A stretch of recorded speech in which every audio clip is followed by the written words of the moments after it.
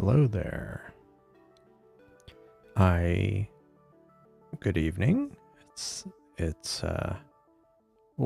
December 9th, and I actually updated some of my automation, so we'll see how that works today. Both the beginning and actually, let me double check something. The main thing that I added that would be significant. Yeah. You hear the background music?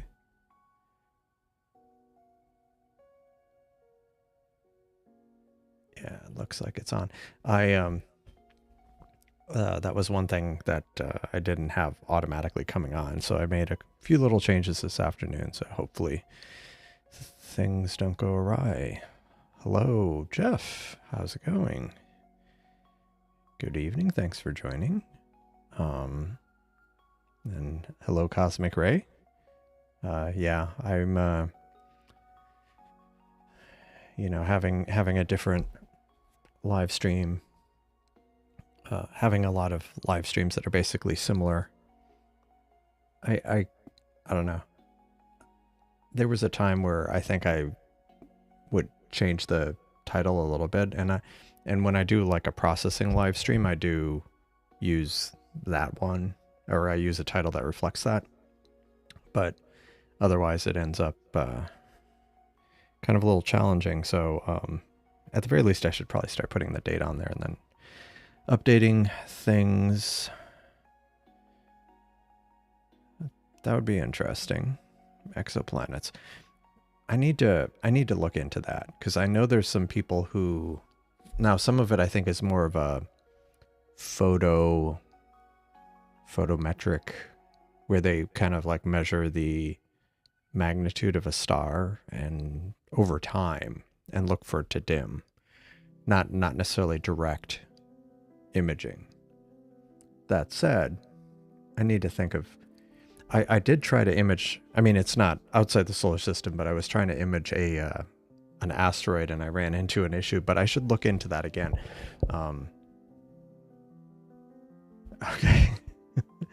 Okay. Okay. Cool.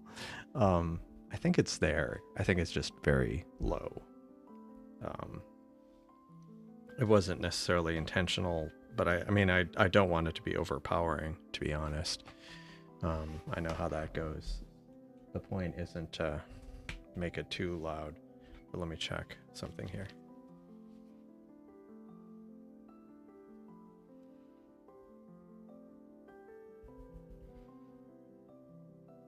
Yeah, it's there. I hear it when I increase the loudness to a certain amount.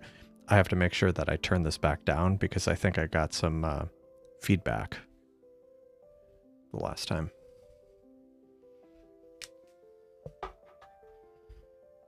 Cool. All right. That's a great idea. I should do something with that. I like that. I like that idea. Maybe I'll do it without like really addressing it, and it'll just randomly move or something, like the arms will slowly move. That could be interesting. I like that. I'm gonna make a note of that. That's too good of an idea to not do one day. I mean, I have a drawer containers full of various electronics and servos and microcontrollers and stuff like that.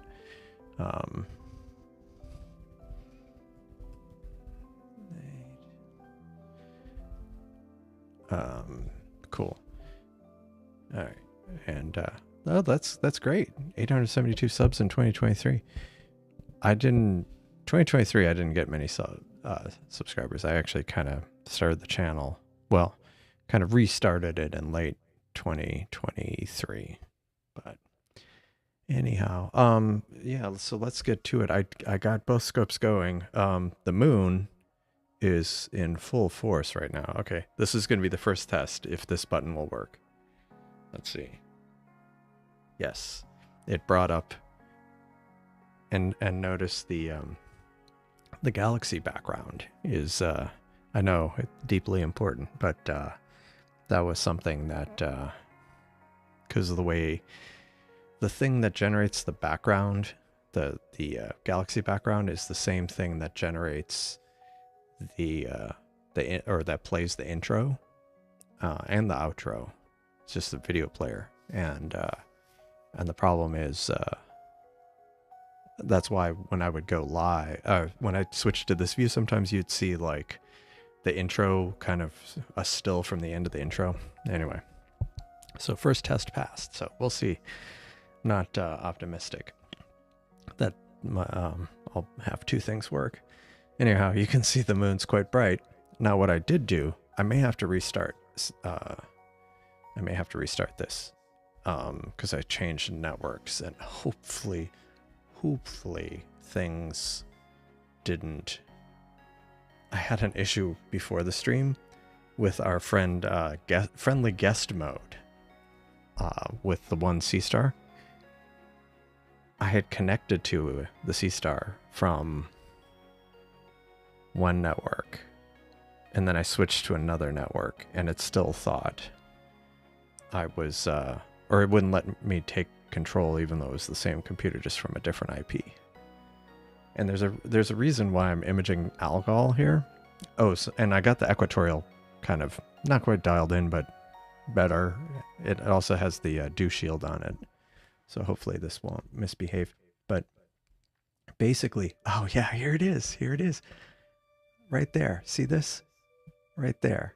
I had noticed that there were some galaxies in the field of view of Algol, and here's another one right there.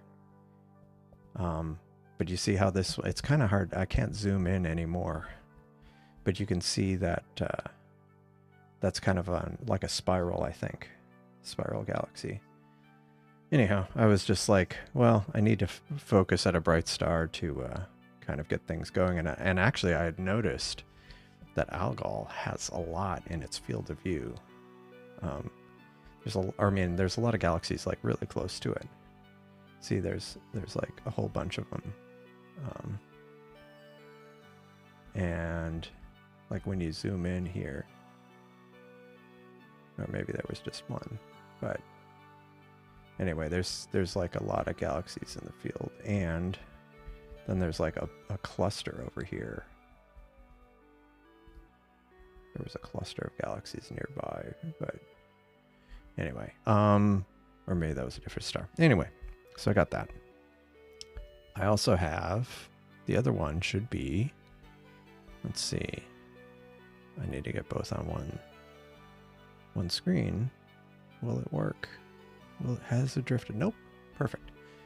I figured, again, might as well take advantage of the fact the moon is up and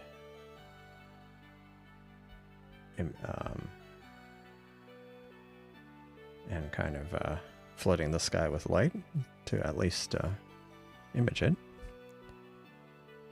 Yeah, cool. Yeah, go check out the yeah, it does look like it's noon. It's kind of it's so disconcerting. I mean, the sky is like so blue. Oh, look at that jet. A jet trail right there. Yeah. But yeah, it's bright on a good day, but oh, and here's that satellite dish that I mentioned, or that sometimes we see objects go behind it. I think it's things are coming up, they go past the gutter, so they disappear, and then they'll briefly reappear, and then they'll go behind the satellite dish and then come back out. It's kind of frustrating, but oh well. It's doubly frustrating for other reasons, but anyway. Yeah, it's... So, I'll leave the one on the moon while... and I had captured the galaxy that I was trying to capture over here, so... that's all good. So really... Oh yeah, was it this one? Yeah, this is one of the galaxies, and then here was the other one. So those were the two galaxies that I pointed out. Like one was on one side of the star, one was on the other. The one of them is yeah, it's NGC 1212. Not sure how far. It's 200 million light years away. So kind of interesting. Lost in the glare of Algol. It's that one right there is the one that's 200 or almost 200 million light years away. I don't know which one this is. I'll have to figure it out. Can I zoom in on the moon? The zoom, I can do this kind of zoom. The Seestar native zoom is a digital zoom, and it's not implemented in Alp, and I don't want to have to mess with changing control right at the moment, but let's see. There we go. It's not too bad. Yeah, no, but thanks for mentioning it, because it's definitely more detail.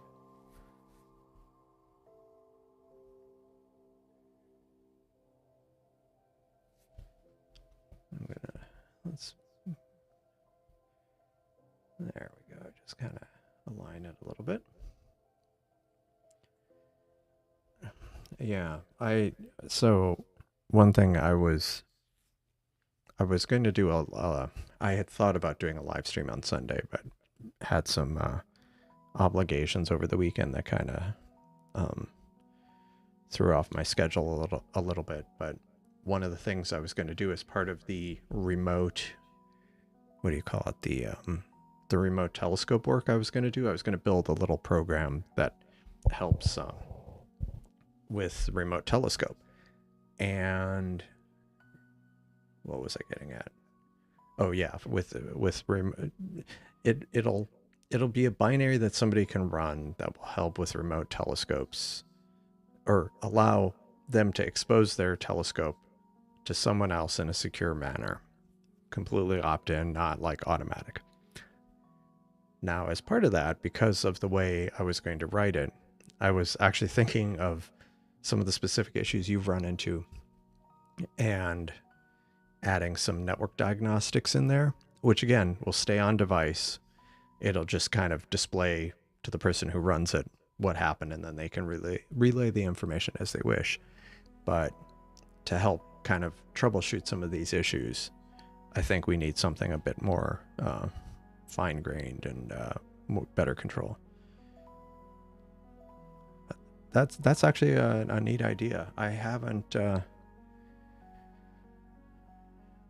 looked at moon features. I mean, like, as far as named features in a long time. I mean, I've looked at the moon plenty, but I remember recently the moon, I forget what phase it was in. Maybe it was past the past full moon, and I want to say it was Tycho I was looking at. Is it Tycho?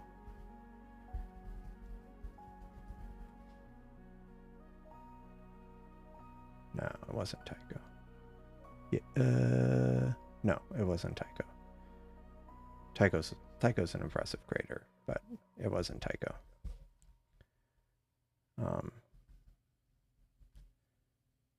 But yeah, it is pretty cool.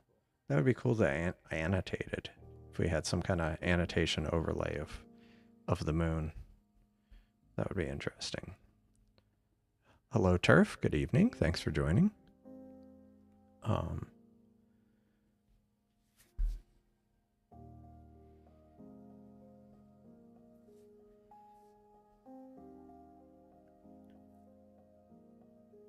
just admiring the detail. It was when I was lining up the moon earlier with the telescope, some satellite flew near it. Like, the exposure was off, so it was exposing for almost the background stars, but I had it in video mode, and like I saw satellite, but I don't think it would have transited the moon. But right after it happened, I looked to just make sure it wasn't something like this, one of the space stations, but it wasn't, because that would have been a bummer. That, I mean, if I would have missed it. Yeah, it's cool. Cool. All right. Oh, by the way, if you haven't liked the video, please do. It does help bring people to the channel, and also helps YouTube suggest the channel again. So yeah, doesn't cost anything.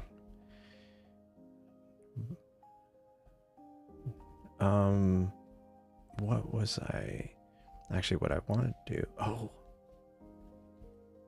I hear a jet. It'd be interesting if it flew over the moon, but probably not.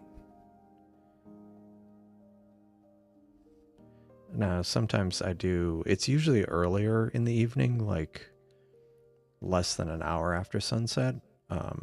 And now it's like 2 hours after sunset. I'll see bats flying across the moon, moon's face, with moon's disk, but haven't seen any yet.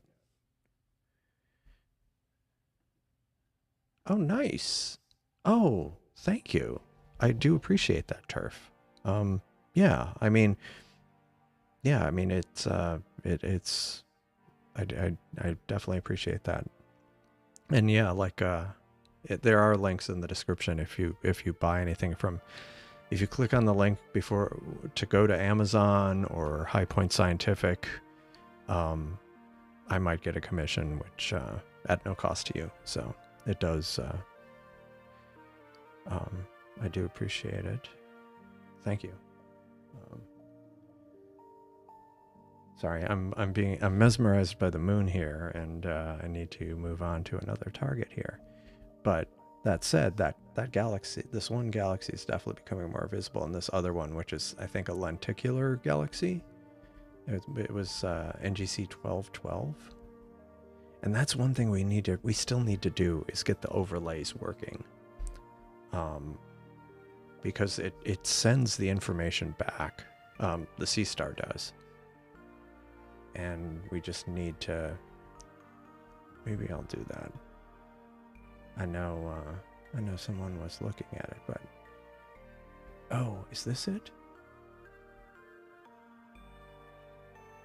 No, don't know what that is. Anywho, okay, so let's get something going here. Now I had all these notes, but of like what things at what times, but most of them aren't going to be for a little bit more. One of them, again, because of the building behind me, let's see. Okay. Yeah. Oh, here we go. You can actually see down here the Pleiades. So they're going to be kind of clearing this building soon. So I should be able to go to them or the Flame Nebula. Sorry, I keep looking over at the moon.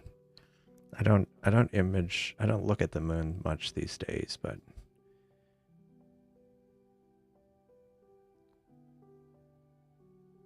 anyway, okay, cool. I keep hearing a jet, hoping it's gonna actually fly across the field of view.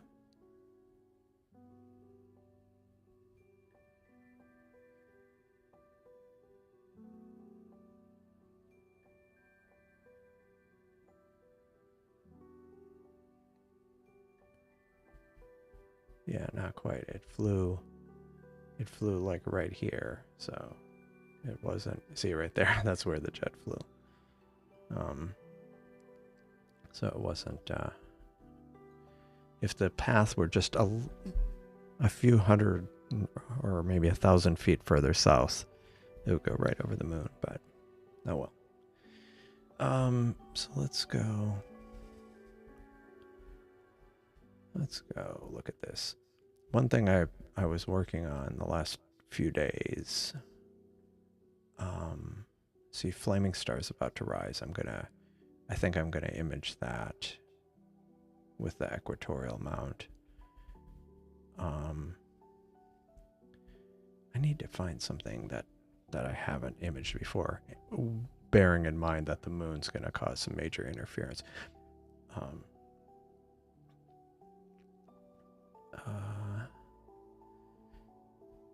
Let me look at this.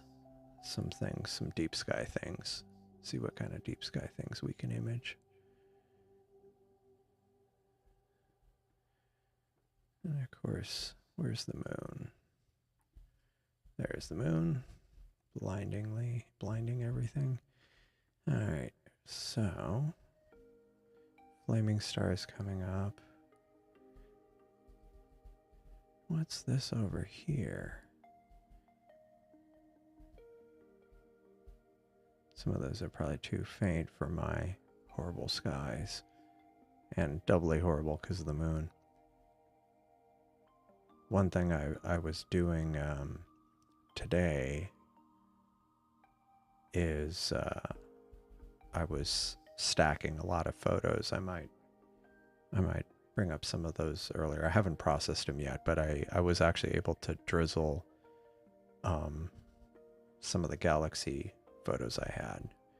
I kept getting these errors, but I was able to finally get it to work. I'm looking for something I can use, the light pollution filter, or not light pollution filter, but okay, unfortunately that stuff is already gone. Okay, Andromeda's up there. I like this view. I've gotten really used to this black and white one. Oh, hello, Chris. How's it going? Good evening. And before I get into the next thing, don't forget to like the video. I did see the count go up, but there's 18 people watching the video, and fewer likes than that. So if you're watching the video, please like.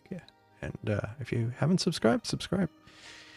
Anyway, yes, the drone mystery in New Jersey. Yeah, New York. It's kind of interesting. I mean, and also I find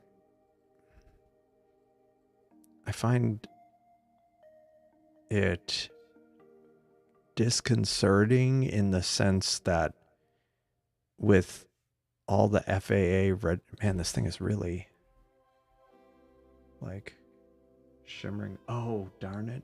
Look at what's happening. I was wondering why the moon was doing that, but look at what's happening.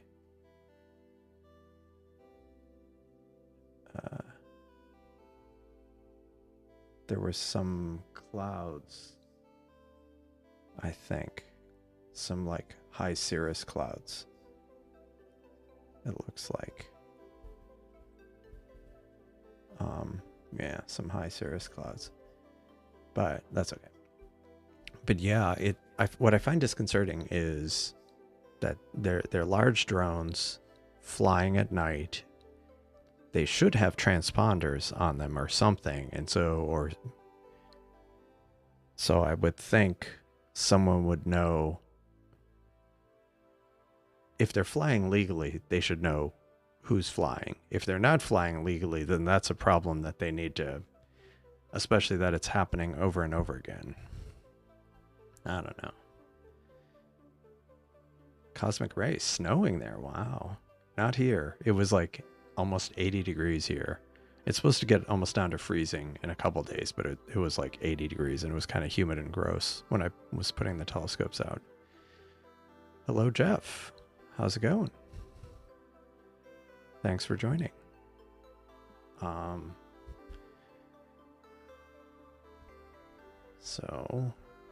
yeah, the fact that this has been going on, and I guess I'm just thinking from like, as someone who, I don't currently own a drone, but I know people who do, and like, yeah, the FAA stuff, yeah, I don't know why they don't know who it is. That seems like kind of a problem. Yeah.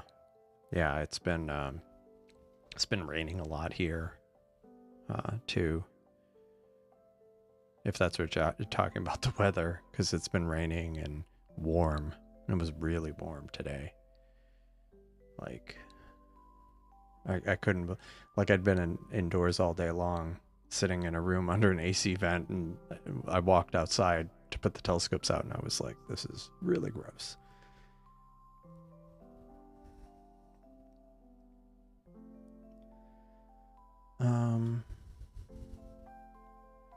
So the other one is I mean, our options are limited unless there's some other suggestions on new things that I haven't imaged before. Actually, one of the ones I haven't gotten, I need to get more data on, is the Phantom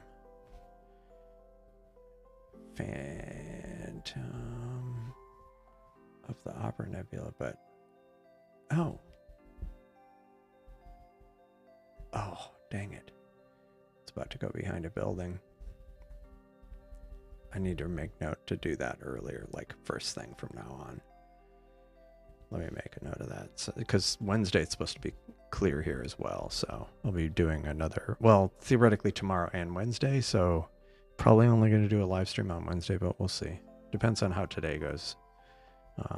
If it goes on, if it's late, it's hard for me to do two like back-to-back late ones, because sometimes I'm having to like catch up on other things. So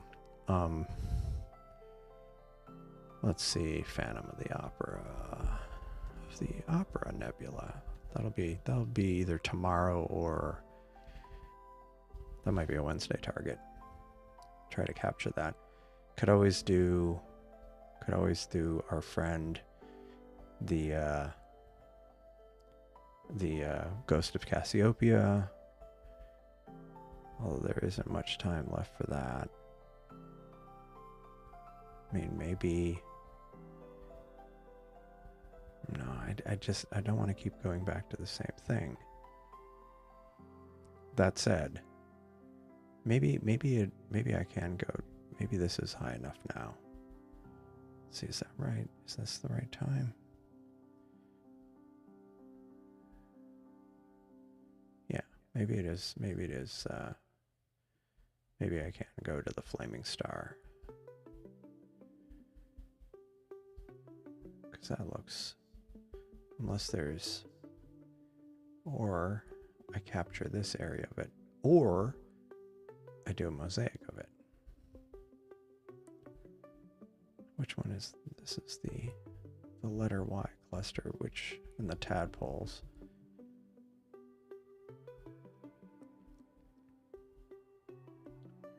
Wow, look at the, that's cirrus clouds going over here. The reason why it's kind of, you can see them on the all sky camera. You can see how it's varying in brightness. Yeah, maybe I'll do Flaming Star. I mean, really, I could do like a lot of, I wonder. Let me look at, actually, I have to just grab hard drive. Hold on.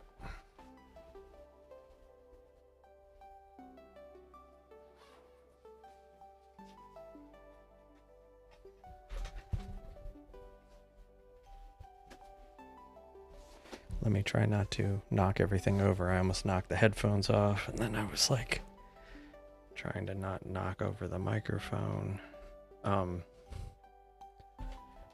Yeah, one thing I was yeah, hold on, let me plug this in.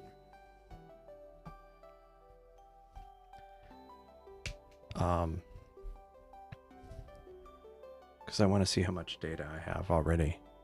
That is unfortunate. I see a lot of clouds there. It was not supposed to be so cloudy tonight. Yeah, the Polaris. Yeah, I don't know. Like, there's some, I've seen some pretty neat stuff with that. I'm looking at the moon, the fluctuations from the clouds going over it. That's really unfortunate.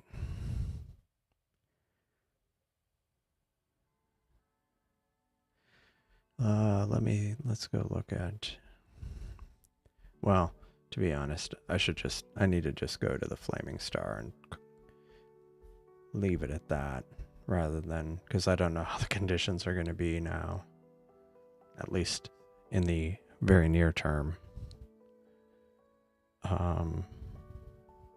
So what I need to do is stop imaging. Actually, that's pretty good. It's only 2 drop frames over an hour, but it's because it's in equatorial mode. And actually, that reminds me, I need to quick check the stats here because I didn't clear off the space on this one. Okay, this has plenty of space. I mean, 13 gig is plenty for tonight. The effect of the clouds going over the moon is kind of interesting. All right, do not adjust your TV. That is actually clouds going over the moon. So flaming star. Oh no, not go to. I want an image. Image, flaming star. I'll do it for half an hour. 120 gain. We'll just see how that goes. It's supposed to be clear until 10. Yeah, I don't know it was pretty clear for a bit here, and these are high Cirrus, so we'll see how much it interferes with the photos. If not, I might do some photo processing while we're waiting for things to clear. And at least I can track the moon for a bit longer. Although I don't know how much, let me see how much longer I can track the moon. This is why I need to get the remote scope stuff going.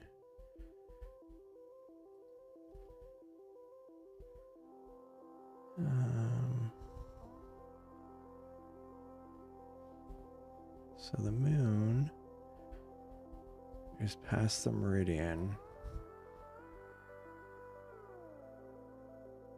We've got maybe up to an hour before it disappears, so let me zoom this out and tweak it a bit because it's drifted. Hopefully I didn't botch it. Oh. I'm always concerned that I'm going to overcorrect. Nope. Wrong way. No. It's not the way I wanted to go. Is it that way? Yeah. Oh, no. Didn't need to go that far. Okay. No? Good enough. At least I can zoom in on it. Okay, so wow, it already dropped a frame. I wonder if it's because of the clouds or... Oh. Is it already? Is that already? I guess it's only 6 frames. It's not the brightest. Hello, Anderson. Thanks for joining. Good evening.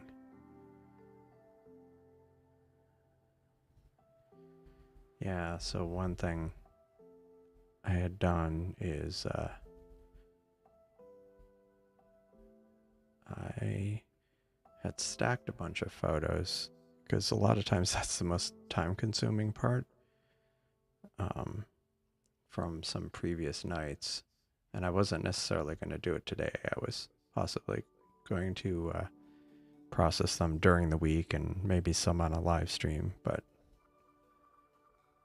like I reprocessed the Christmas tree cluster, or restacked it, I should say, with drizzling this time. So hopefully I'll be able to get some more detail out of this.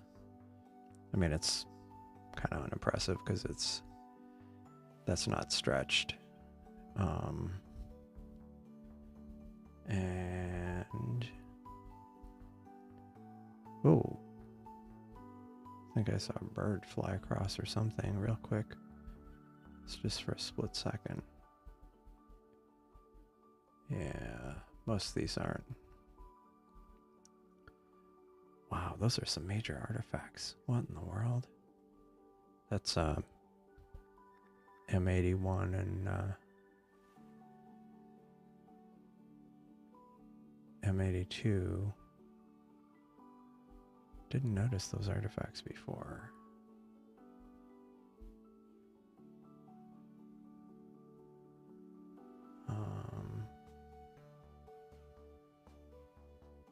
Then I got like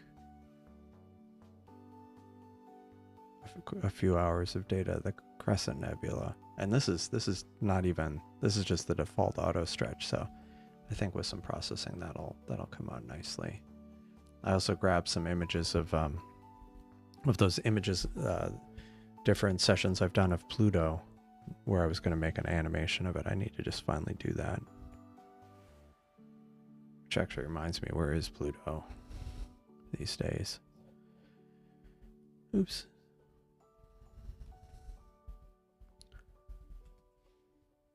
Wow, it's already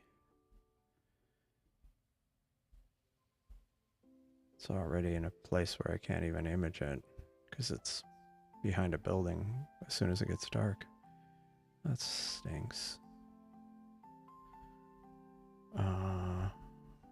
Let's see, go back to, yeah, okay.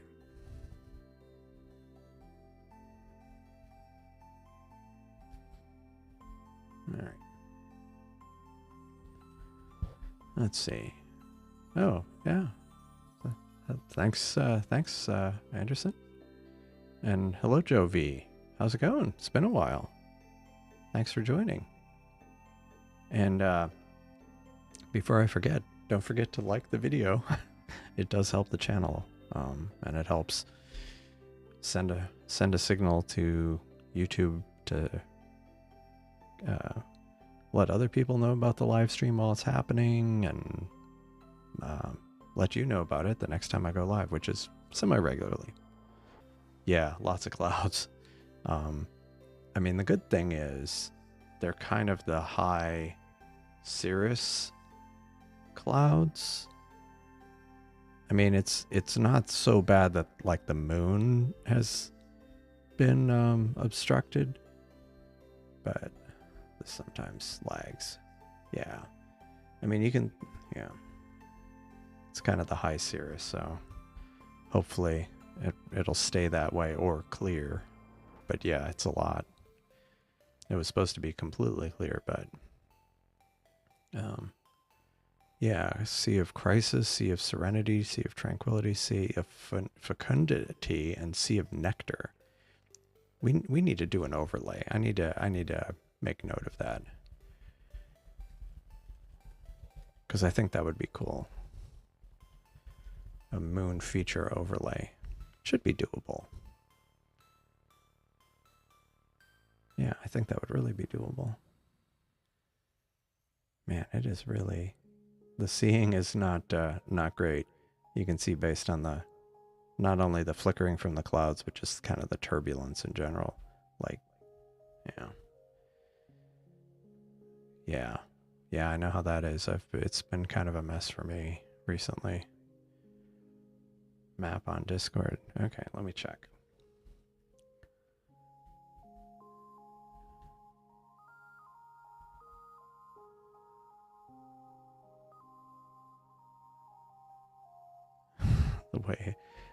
the way it's flickering the moon.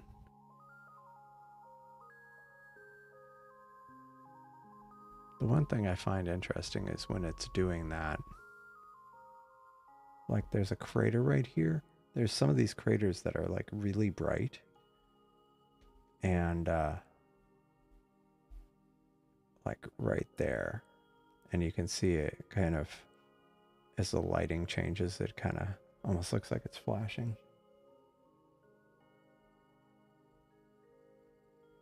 Maybe it is flashing. Maybe it's one of those drones. Maybe it's a space drone.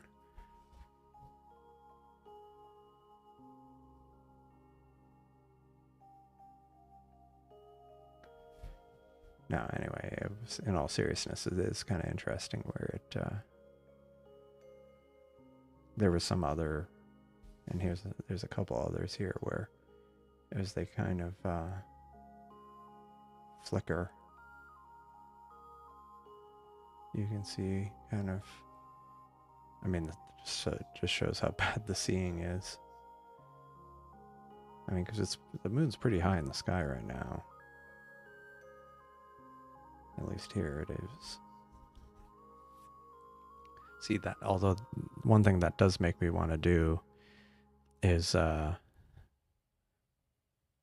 maybe when I get a new astro camera, maybe not with a new one, maybe with one of my old ones, I could dedicate it to just doing kind of lunar video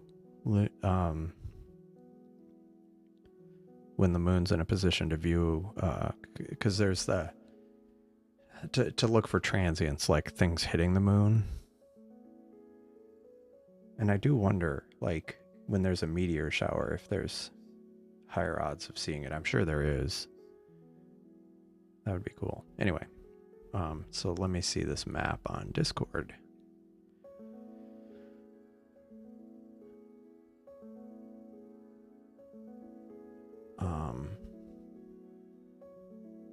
Okay, cool. Oh, nice.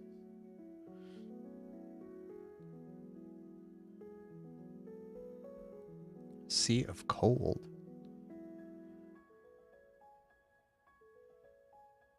Okay. No, I'm just sort of,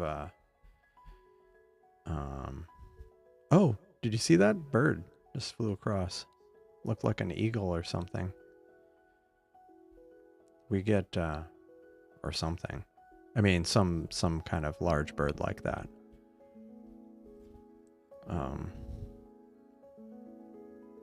We do get these, we have a few different, even though I'm in the city, there's a few different kinds of large birds that I'll see. I'll see, and not even like talking about migratory, I'll see eagles or some kind of hawk or something with a pretty large wingspan. And I'll see, what do you call it? Like herons, I guess. Those kind of birds, like kind of the coastal birds. Some of those can have quite large wingspans. That didn't quite look like one of those, but I only caught it for a fraction of a second. But so yeah, here's the Sea of Crises, the Sea of Serenity, Sea of Tranquility. So right here is where we littered, left a lander on the moon. Sea of Fecundity. That's cool. So, is that Copernicus right there? Kind of coming into the sunrise. And the Apennine Mountains? Is that the Apennine Mountains? And Archimedes crater. Plato crater right there. Yeah, we totally need to do an overlay. It should be easy enough. Yeah, that's cool. Atlas is over here somewhere. Yeah, over here. And yeah, that's cool. It was Copernicus it was either, I think it was Copernicus that I had seen, that I was looking at it a few weeks ago.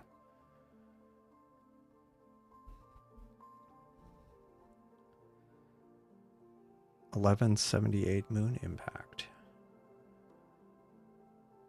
Let me take this off screen. Actually, I'm gonna pop this into here, and then I'll do it on here. 78 moon impact. What am I?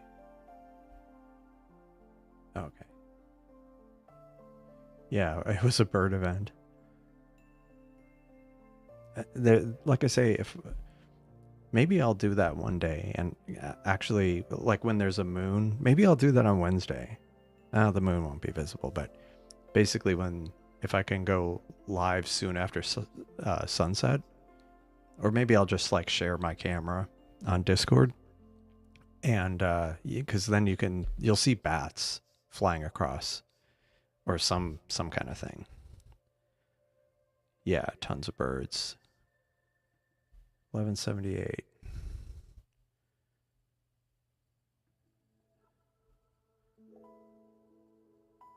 Oh.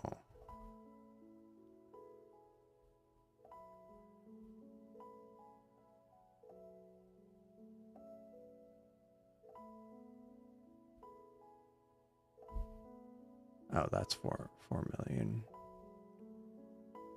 Oh right, the upper horn's split in two.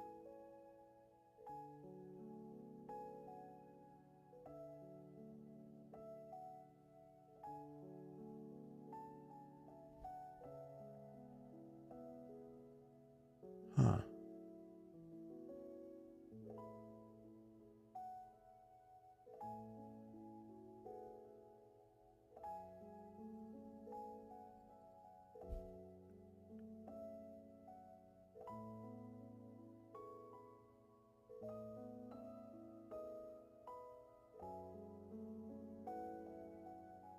Huh. Interesting. Huh. Yeah. That is interesting. Yeah. Yeah, thanks.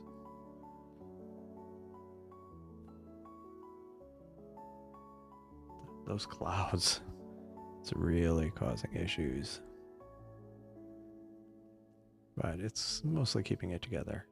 Okay, the second link. Let me look at that.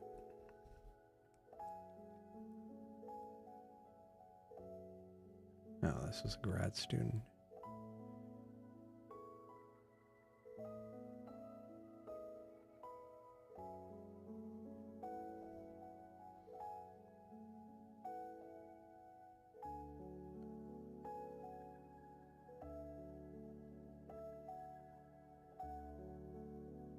Huh.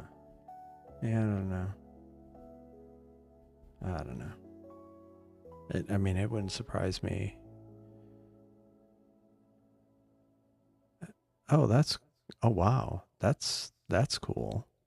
See, now I want to now I want to try to do that.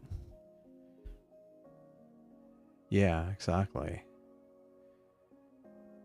Yeah, no, I mean, I can't even imagine what they must have thought. Oh, this is looking bad, sky-wise. Look at this. I mean, it's like it's gotten pretty darn cloudy. I don't see any stars on the sky camera. Although interestingly, the moon is shining through, so at least we got the moon. Actually, let me see what the rejection rate is.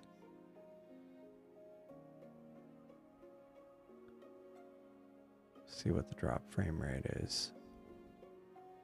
Yeah, it's dropping frames, but we'll see. Let me take a sip of water here for a moment.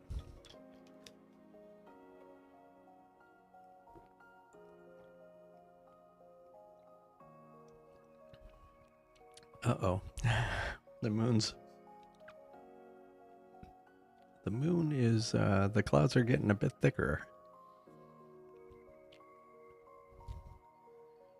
And it's on auto exposure, so it's trying to compensate for the dimming, so the moon is probably pretty dim. I mean, obstructed by clouds quite a bit.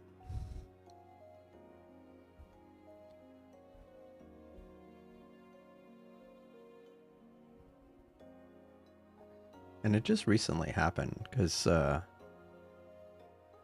this has only dropped 16 frames, which is only a little over 2 minutes worth of frames. So, actually, one thing I pulled up before, someone had mentioned this. What was it? Was it Zoom? Earth? Is that it? Yeah, it's, yeah, exactly. What was it?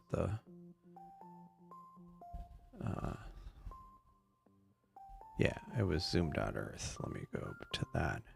Wow. Like you can just barely see. Now the only problem is since it's, oh yeah, that's what we're running into here. It's, I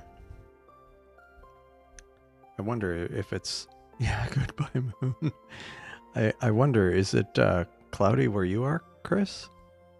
Because it looks like Chris is south of where I am. I'm kind of here and he's here. Yeah. Yeah, unfortunately, nothing that. It is funny how much it's able to kind of still. I mean, well, it also shows how bright the moon is, where it's able to get. Let me play this. That's no, that's no moon. Let me.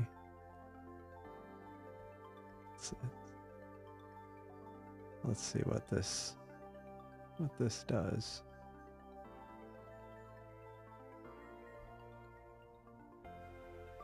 Yeah, see, it's coming off the Gulf. Fog, low cloud. Yeah. See, we had clouds earlier and then they kind of evaporated towards sunset, but I guess they're back. Yeah. Yeah. Yeah. So it's the same thing here. I mean, the same thing as. Now, the problem is, now, if it's just this line of clouds, they potentially could go through, so we'll see. We shall see. I mean, today was going to be a bit, oh man, like, it's really, really barely. But yeah, it was, the conditions weren't going to be like perfect today. They were supposed to be better tomorrow, which if this keeps going, I might end the live stream a little early and do another one tomorrow, just because I was ready to do more observing than photo processing.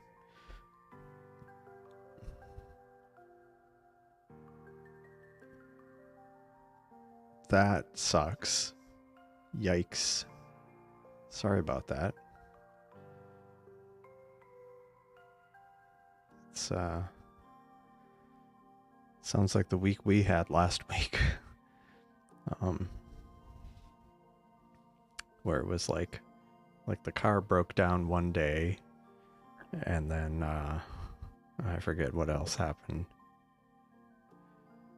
Oh, my son had to have 2 teeth extracted, like it was almost an emergency thing, so that was fun. And there was a couple other things that I'm probably trying to forget about. Yeah. Okay. Well, that's good. That's good. Yeah, we've gotten that on some of our phones, and it was well worth it on the phones we got it on typically, because yeah.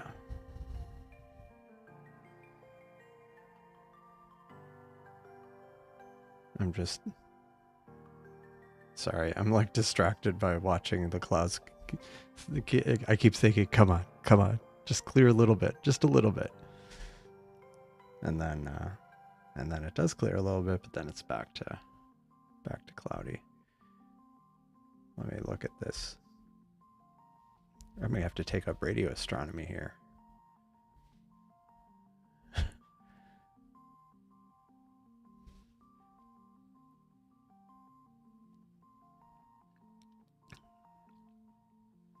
Yeah, that's the joys of live astronomy.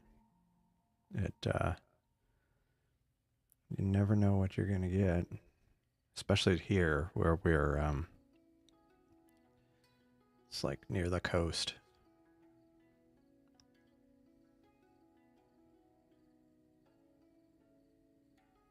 I can see, but I don't see any. I don't see any. What do you call it? I don't see any stars on this image. Which, if they were just cirrus, we would see stars. But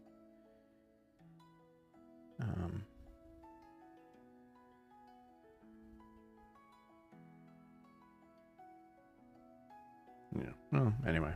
Oh, dense fog advisory. Yeah. Well, maybe that's.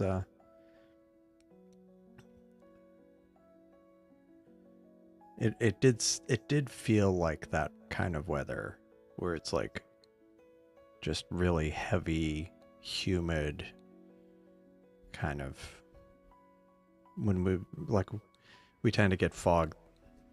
I think we tend to get more fog this time of year than other times of year. But anyway, staring at that's not gonna change it, so at least I'll keep the moon up. And yeah, this one's just completely failing right now, so I'm gonna stop this because there's no point. But we did get some more nebulosity there, so that was good. It wasn't got some data, so it wasn't 100% of a bust. And plus I had imaged that I had imaged a couple of galaxies next to Algol. Yeah, exactly. Yeah. That was exactly what I was afraid of with the forecasts, because originally it was like Texas was going to be great. I mean, climatologically speaking, and as the odds got worse and worse, I really maybe it was because I had been thinking about it too much leading up to the eclipse. I was like, I really want to see the entire eclipse without any clouds or other issues or any obstructions. And so that's how I ended up in Maine, because I was there was, I guess, there's like a front going across the US, and there were patches that looked promising, but the only area that was like looked like it was going to be 100% clear was New England. And so I just I didn't do it in one shot. I mean, I kind of drove a few hundred miles and then kind of reevaluated the forecast, and then drove a few hundred more miles and reevaluated. And before I knew it, I was in Maine, right at the Canadian border. But at least I ended up with 100, completely clear skies. On the other hand, I had like 30, maybe a minute shorter eclipse than or 45 seconds shorter than what it was in like Mexico. But that's okay. It was good. Yeah. It's been, I had a few days last week. Whoa, that just completely that went completely dark there. Oh, there it is. You can see the faint outline every now and again. But yeah, I had a little bit sometimes, but that's too bad. Yeah. It's I mean, the good thing is I did get one of the scopes locked onto the moon. So, I mean, that is kind of a good not a barometer, but like if it starts becoming more visible, then there's hope. But if the moon is barely visible, then yeah, there's no point in even trying anything else. Yeah. Oh yeah. foggy nights. Yeah, indoor projects. Yeah. Well, and that's what I need to work on my backlog of photos, really. I mean, I have a lot of other projects too, but one of them is definitely to get some of these photos worked on. Maybe while I wait just a little longer, I'll fire up one of them just to see if we can, if maybe it'll clear. Because really, I mean, looking at that one, I mean, maybe I'm being an optimist about this, but I feel like this band of clouds, like it's clear by the coast. So if it just kind of drifts past, you know, then maybe, you know, then maybe maybe it'll be clear on the far side, at least enough to get some observing done. So rather than just calling it a night, let's look at some of this stuff, some of the images, and figure out which one I want to try to process. Now, some of these were ones I was kind of working through recently, but I went and restacked them. So again, this was the Christmas tree, and let me see what I processed that the other night. That was only 3 nights ago. I guess because it was cloudy, I did just a photo processing. Or no, actually it was partly cloudy, and then so I ended up with one. See, this was the one where when I ran it through Graxpert, I mean, this is kind of the auto stretch from the Fitz previewer, but it's doing some weird stuff. So like this was the stacked image, and then after running it through Graxpert, it just, I don't know. It's like, it's doing some weird things. So I might try that again, since I did. Yeah, right. And I've had plenty of those recently. Oh, that's interesting. Like it is thinning enough, but then at least briefly. Yeah, where it was cloudy, and then it was cloudy. No, it was clear during the day, and then clouds rolled in just at sunset, and then the next day it was cloudy first thing in the morning, and then it cleared. It's like, no, I want it the other way around. I don't care if it's cloudy during the day. I want it clear at night. Nope. So let's see. Oh, this is cool.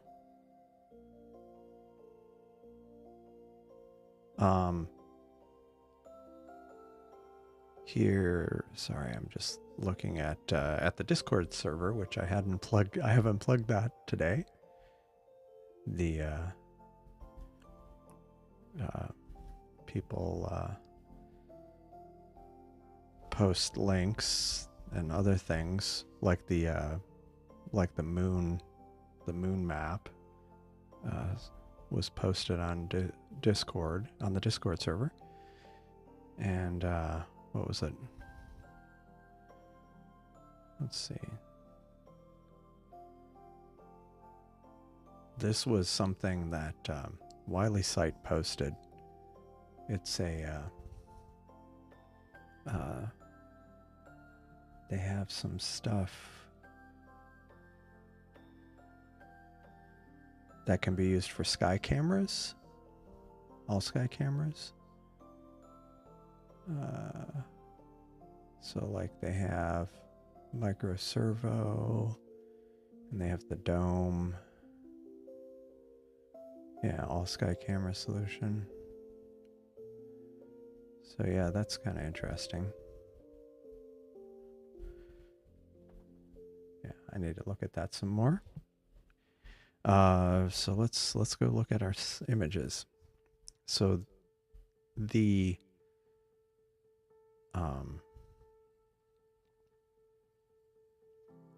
Christmas tree cluster would be a possibility.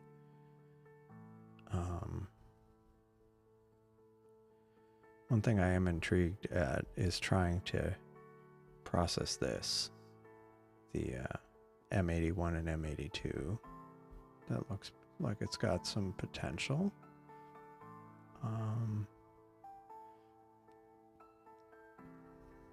Which one is this one? I could try doing the Crescent Nebula. I mean, again, this is just kind of the default, not great stretch. So that looks. Maybe I'll do that one. Or let me look at M81, M82, because I feel like that one I don't think I've processed that one in a way that other than anything, just like something just really rough. And I drizzled this, so it should be kind of more resolution. But I'm wondering about those artifacts. So let me go start up. it's kind of interesting, the just watching that. And I do see on the all-sky camera,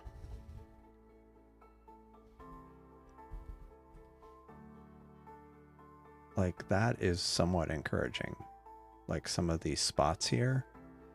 So if just more of those would show up, then I might be able to image something.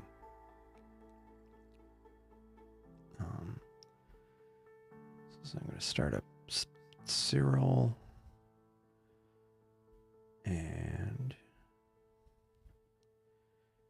let's see, M81, M82. All right. So here's Cyril. So let's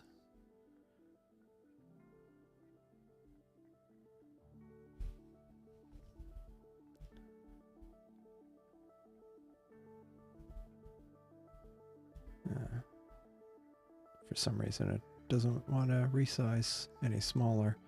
And if I do histogram, there is quite a decent amount of data here. So that's somewhat encouraging. Now, the question is, do I try doing Graxbird first? I'll do Graxbird first and just see how that turns out.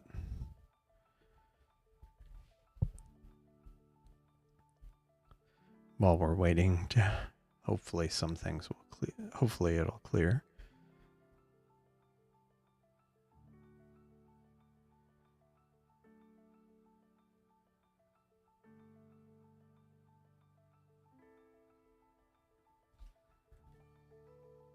Yeah, because like these patches are thinner. Of course, the dilemma is how much longer will it be? Will I be able to even view the moon before it ends up going behind a building? But that's okay. We always have the all sky camera to look at. I mean, to see if it's clearing. So M81 subs. All right. Now what I'm gonna do is crop it. Don't want to crop in too tight since, yeah. I'm gonna try the full and we'll see how that works.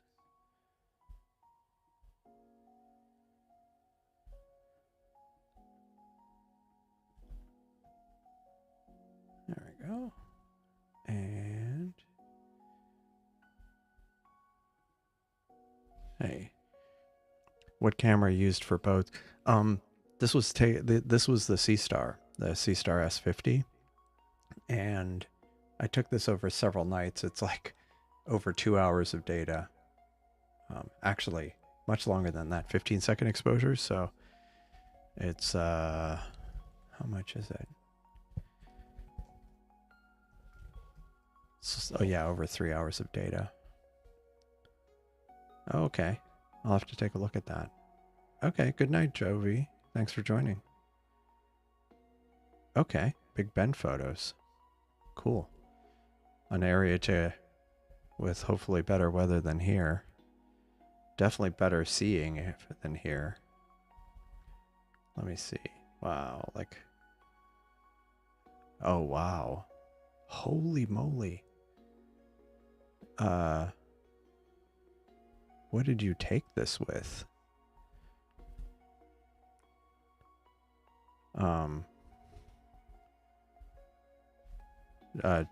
Jeff, what did you take this image of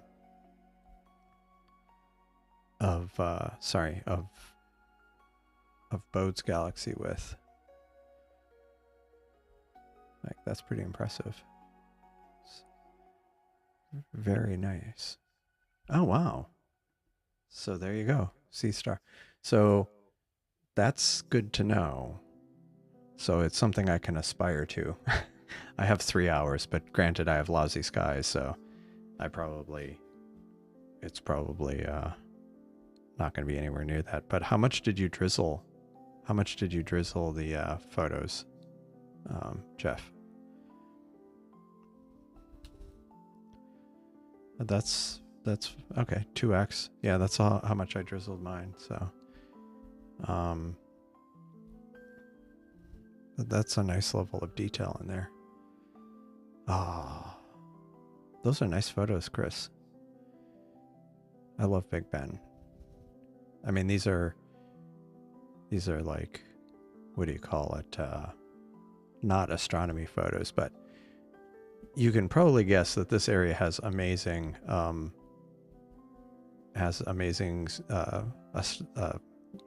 dark skies, based on the lack of people and very arid conditions. Oh, that's cool. Got some nice high contrast black and white stuff. I always like some of the it always kind of looks otherworldly out there. Oh yeah, I like this one.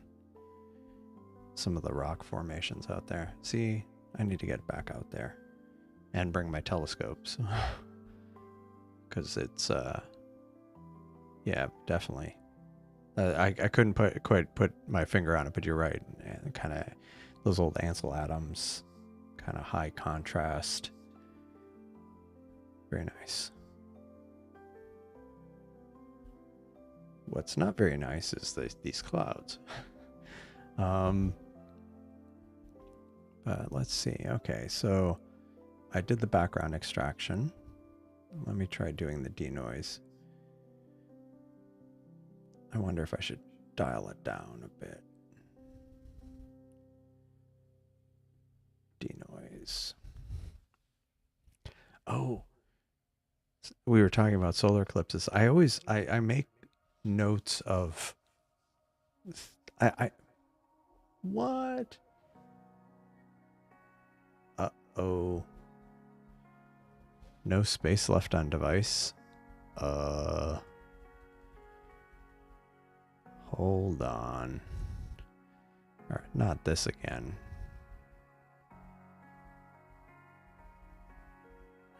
Your system is... Oh, not Graxpert again.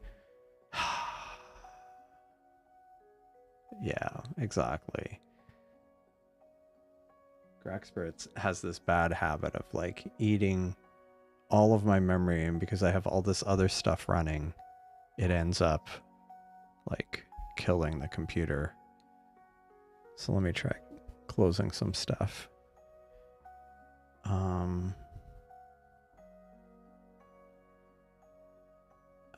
Oh, I can close this. Not using this browser. I have 2 browsers open. That probably not the best idea.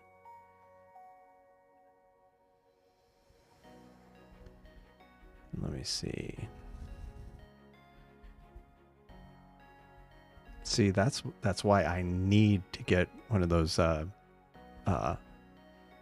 Mac Mini M4 Mac Minis. Something that would be what do you call it? More of a clean slate.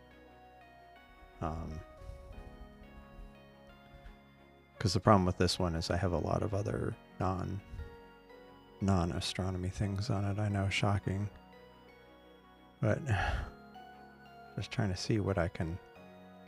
I'm gonna go ahead and shut down that. Basically,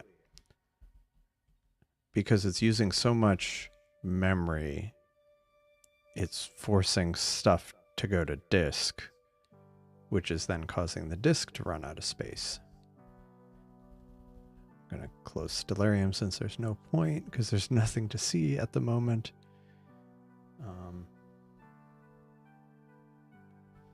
Okay, that hasn't completely fixed. Oh, I can close this. Okay. I have so many things open. Basically closing all the stuff that's not relevant to the stream. And Graxpert is no longer locked up, so that's good. It's using almost 18 gig of memory. 17.67 gig. Whoa. Yeah, my browser just crashed, so you'll have to bear with me while I can't see the chat right now because I had it up in the browser.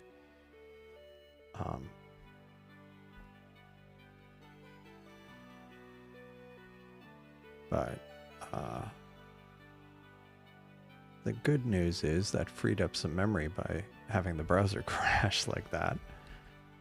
Yeah, and it freed up some disk space. So once this is done denoising, I will restart my browser so then I can see the chat. This is why it's important, if you're going to run some of this kind of software, don't stream from the computer you're running it from.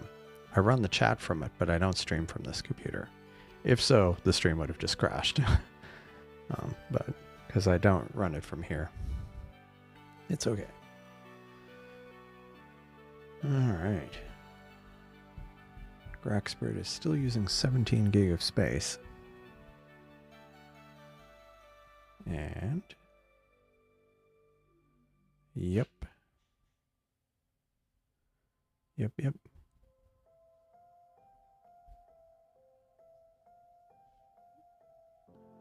And let's see.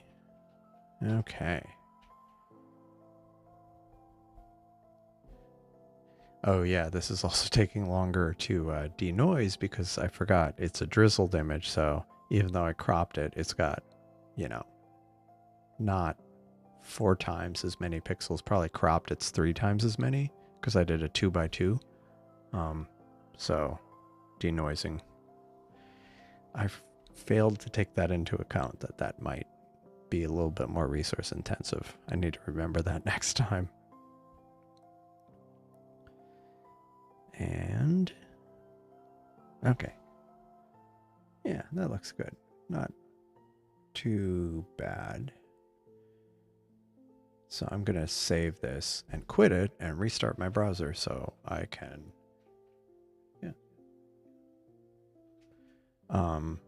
I can, let's see. All right.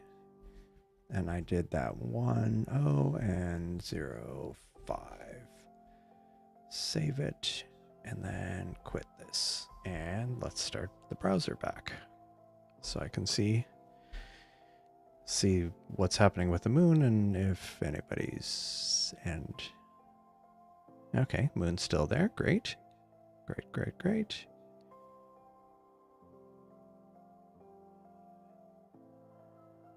Okay, cool. Nice. Yeah, 12 for 128 gig of RAM. Yeah, seriously. Yeah, I'll have to take it. Let me look. Since my computer is now back. Oh, wow. Oh, that's cool. So these were, I guess, phone pictures taken of the Milky Way. Oops. Of course it ended up going off screen. I mean, It's from a phone, but still, that shows you how bright the Milky Way must have been for it to be that visible in the. Okay, in the phone. Oh, and then this. Yeah, that's cool. Yeah, it's so dark out there. Oh, hello, Luffy, for join. See, you joined Discord server.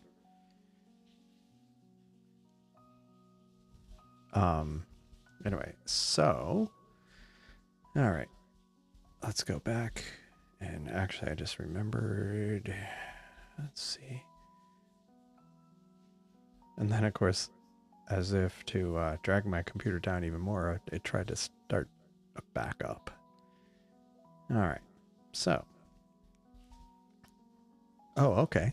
Well, thanks for joining, and thanks for clarifying that, because it's sometimes, yeah, a lot of people have different handles, and so it's sometimes hard to line up who's who.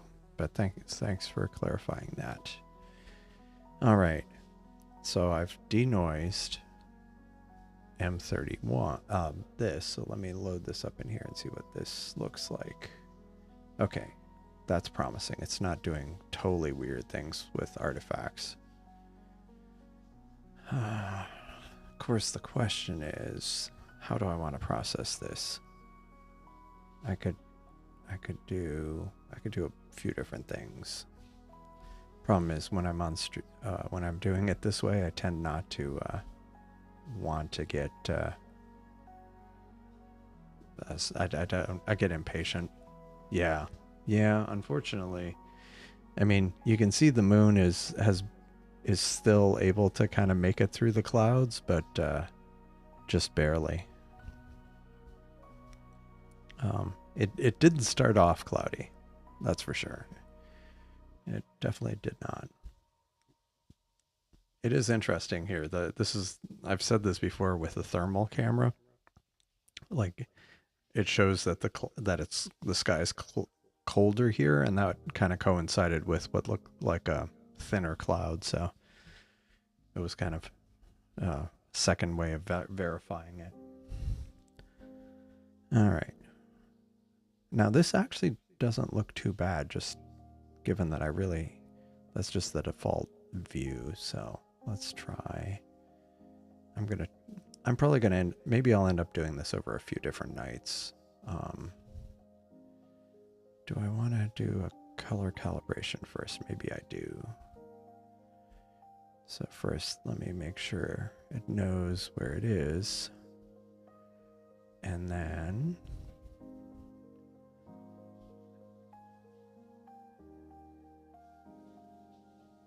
did that actually do anything? Supposedly it did.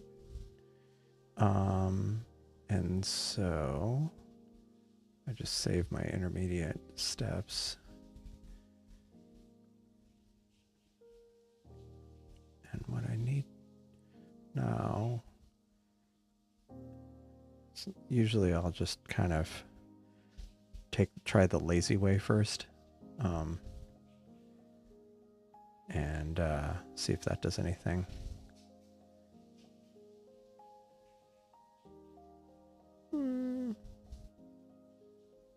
No. And of course I can always try another lazy way and just do the script. So let's try that first. See what that does. And then if that doesn't do anything, I might... Yeah, I don't know.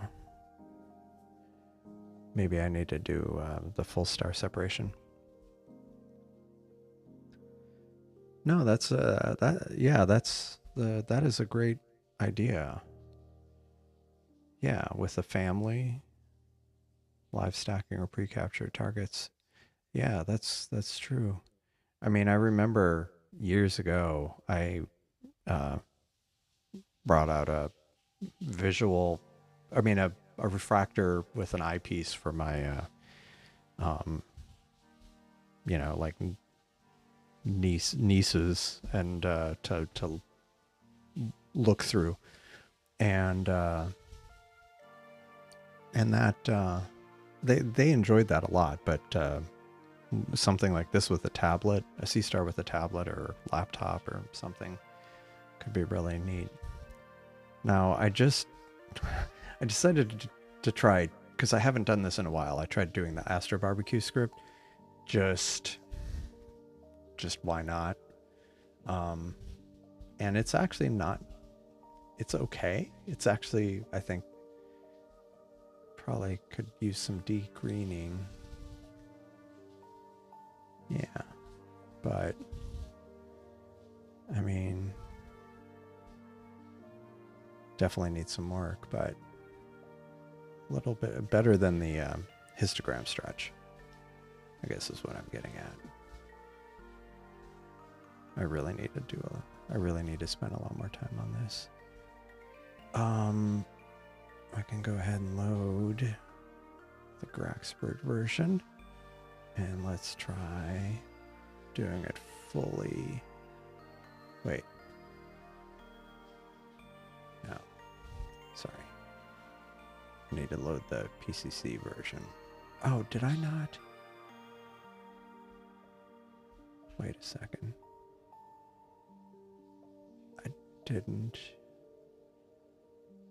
I didn't save it. That's annoying.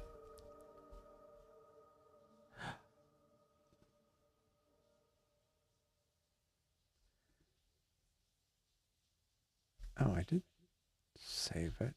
Why am I not? Oh, okay. Wait, what?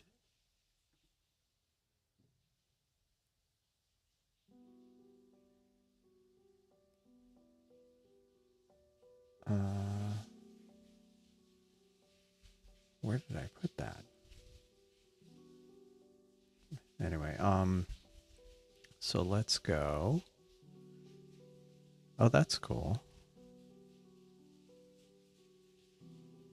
Yeah, no, that would be cool.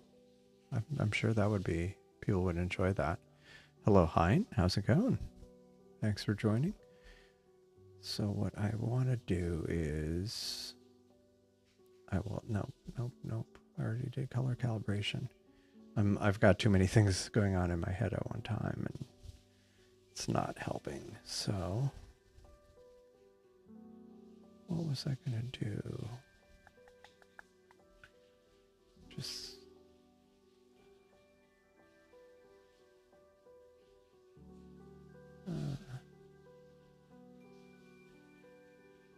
let's see.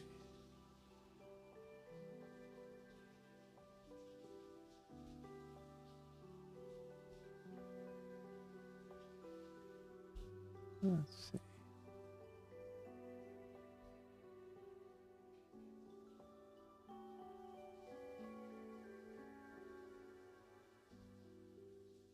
There we go. Can I do it? Okay. Nope. Back. There we go. All right. Hello? Yeah. Santa and, well, and also clouds and moon right now. Did I apply this? Just gotta make sure I apply it. Generalized. Now, do I want to try to... It keeps like, it keeps taunting us by starting to come out of the... Actually, what I want to do is try that, maybe?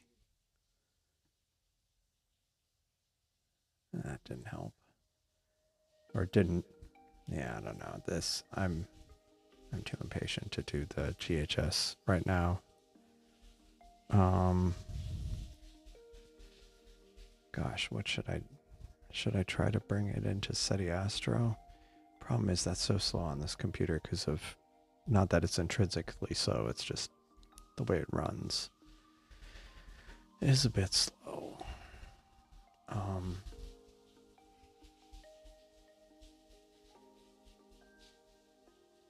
Where did I... is so weird. I swear I saved it, but maybe I didn't.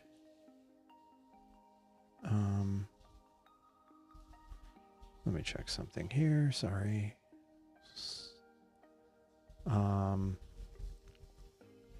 Astro photos.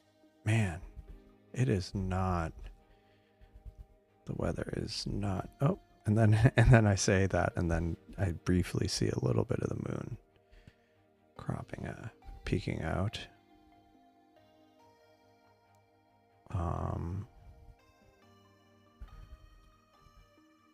Let's see. So this is M81. Well,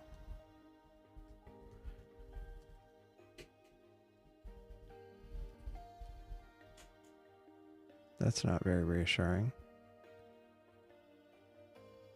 Even better, I just heard a UPS click. I hope that doesn't mean the power's gonna fail. So if the live stream suddenly ends, that's why.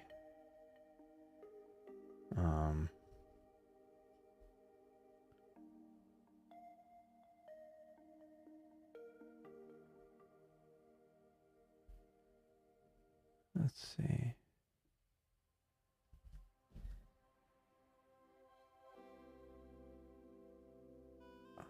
Sorry, I'm just trying to look at.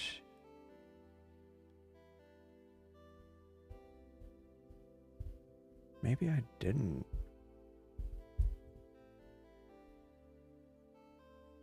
You know, I think I screwed that up. Let me just go ahead and reload this, rerun the Astro Barbecue script, and move on.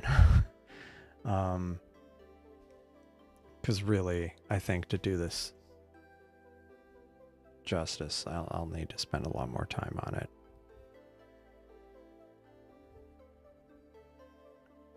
Because really, I probably need to do a completely manual stretch with the GHS.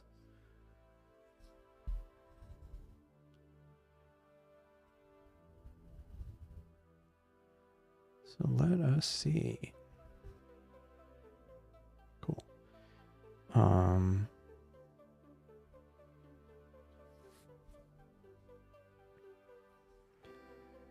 Almost there. Now what was that? Zoom. Oops. What did I do?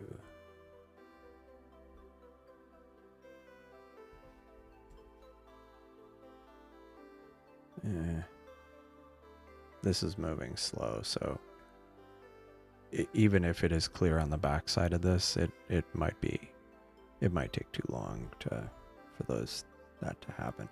This is a bit green, so let me remove green. And I think what happened is I didn't save it properly.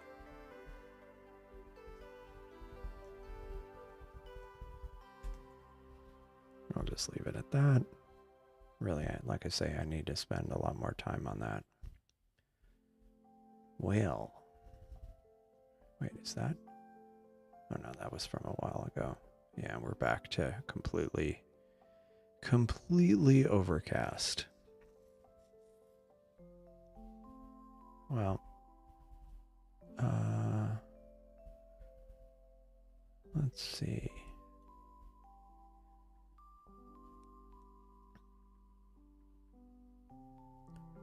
Just seeing what other candidate things I could do. This one I drizzled too, and this is again auto stretch, so that doesn't look too bad. I think with some sharpening that could be improved a lot. And then this one I'm very partial to. This is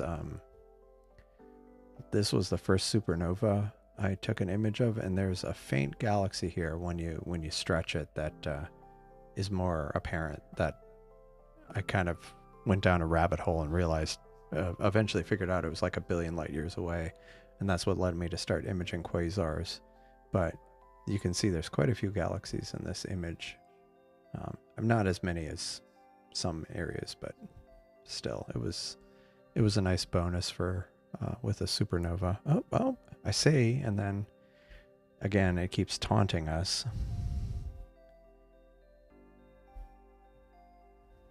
Where it's like, it seems like it's gonna clear up. Again, I need to get remote telescopes and or a radio telescope.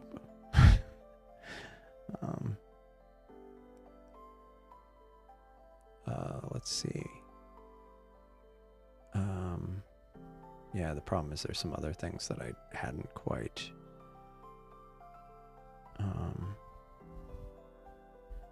This was kind of a deep image of M3. I say deep. It was a long exposure. Oh, hello. That I don't know which one I had at that moment. Was it this one? Right now, we're is experiencing some clouds rolled in. Not before I got a little bit of imaging done, and this scope is still pointing at the moon. It's this one over here, and you'll see it kind of poke through the clouds a little bit every now and again. I keep hoping it'll clear up. See, like right there, it kind of very briefly appears, and then just as soon as it got there. See, if it would stay clear a little bit, I could safely bump this, but I'm afraid if I try to recenter it, it'll end up, I'll lose it completely, the moon.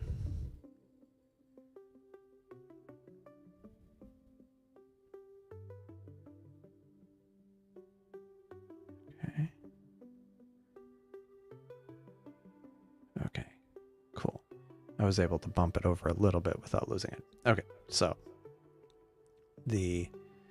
this right here is NGC 4216, and well, this one is, and earlier this year, back in the spring, yeah, like February, is there was a supernova. That's a supernova, that star, and it was a reasonably bright one, and I took a photo of it because there's a few other galaxies nearby, and then there's a few other background galaxies, and yeah. I've processed this one before, but I reprocessed. I'm wanting to reprocess it again with some of the free tools that have come out recently. And plus I re-stacked it with the dev version of Cyril, so it has the proper drizzling. So this is just the raw stack. I haven't done anything with it yet, and it's the stack with just a auto stretch from the fit file previewer I have. And so the camera that's doing the all sky image right now is it's a Raspberry Pi. It's just a Raspberry Pi, and some people use dedicated astro cameras, but I have it's a Raspberry Pi camera along with I think it was a lens that it's the Raspberry Pi HQ camera. So it's the one that has interchangeable lenses, and I have one of the lenses that they sell. It's not like the fisheye. It's not a fisheye because the fisheye wouldn't buy me much because my skies are so obstructed. Like there's a building right here, but just out of view is another building, and then there's other buildings all around me. So I have a fairly narrow view. So where am I located? I am in Houston, Texas, like in the city. So Bortle 9, very bad seeing, and I'm in a very urban area, so it's kind of challenging, but and the Seestars are good because it's quick to set up and tear down in my backyard. So it's I enjoy trying to push them. But and by the way, thanks for joining. If feel free to like and subscribe. And I also have like what do you call it, a Discord server, which I need to do the obligatory plug. Sorry, I'm a little kind of out of sorts right now, mostly because I'm trying to figure out, I keep hoping that the skies will clear. And you can see just like this patch here is, like you can see it's a little lighter, so it's not a complete hole, but the clouds are a little thinner there, but not enough in enough areas to be thinner. But yeah, thanks, Matt. But yeah, it's you see it again. It keeps taunting us. Like it was fine earlier. Like what do you call it?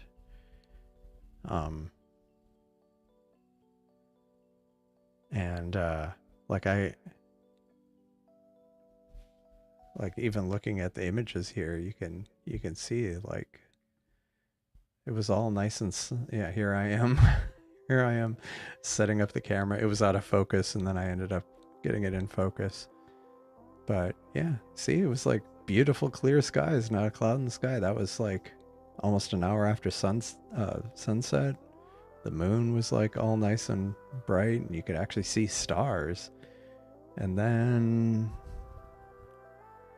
around, I'm just curious for my own sake. So it was just over an hour and a half ago. Clouds, some wispy clouds, but then it really, yeah. So about an hour ago, it really started coming in, and they weren't thick enough initially where we couldn't see the moon, but then more recently the moon's just kind of disappeared, or it's been very spotty, unfortunately.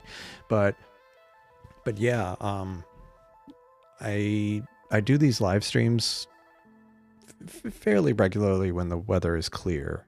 It was supposed to be clear tonight.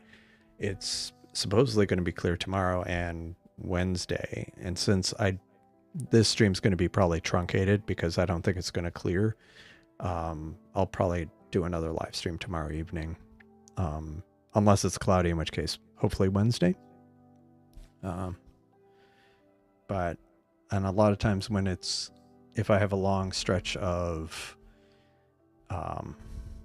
cloudy skies, I try to look through some of my photos that I never seem to get back to process. And like this Crescent Nebula, maybe I'll do that because it's supposed to, well, let me double check. It was saying, Astrospheric was saying, see, look, now Tuesday is looking iffy. Before it was showing all blue. But Wednesday looks good. So maybe it's going to be Wednesday. And then Thursday it starts falling apart again. But as you can see, not much beyond that. So I might do a live stream on Friday. So might do a live observing stream Wednesday. Tuesday or Wednesday. It varies. The situation's fluid. But Friday I'll probably do some photo processing, get through some of these. Like this Crescent Nebula one, I think this has a lot of promise. I mean, this is, what is it, 7 hours of data or something like that? 24,000 seconds of data. So I think, and like I say, this is not processed at all. This is just kind of auto-stretched, 2x drizzle. Another one that I went back and that I need to reprocess was one we looked at a few days ago on the stream. It was,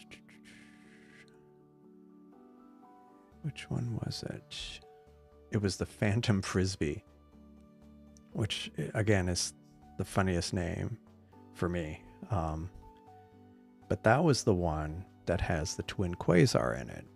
And I was looking at it again because I'm kind of a little obsessed with it. And this was, I mean, again, it's kind of overcooked, but not overcooked, but it's kind of not the prettiest, but clearly you can tell, like, the double quasar, the twin quasar showed up, which it's not really two quasars. It's one quasar that's gravitationally lensed. So I thought that was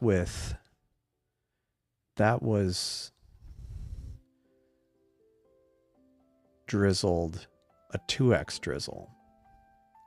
So this was the base image that I used, that I processed. And you can kind of see the faint thing there. So I did it again, and this time I did a 3x drizzle. And when I looked at it in Serial, it looks like there's even more. It's more clear that there's some separation there. So that might be a neat one to process. Just for the idea that with a couple hours of, how many hours of data was it? It was,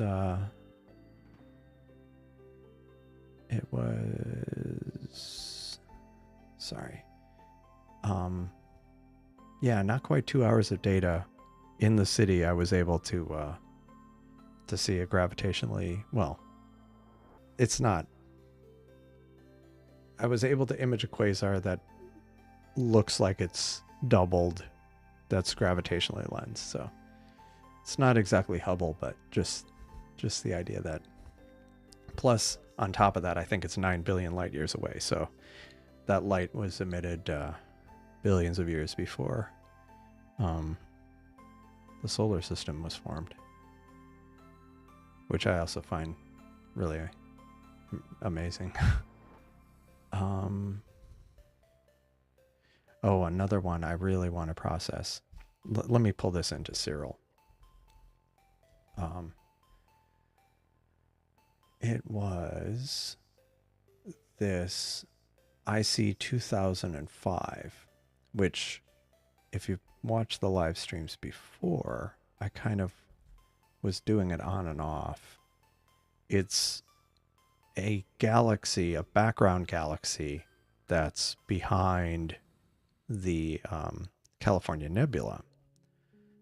And so I'm going to do a histogram stretch. So like, this is massive artifacts, but at least you can see the nebula better.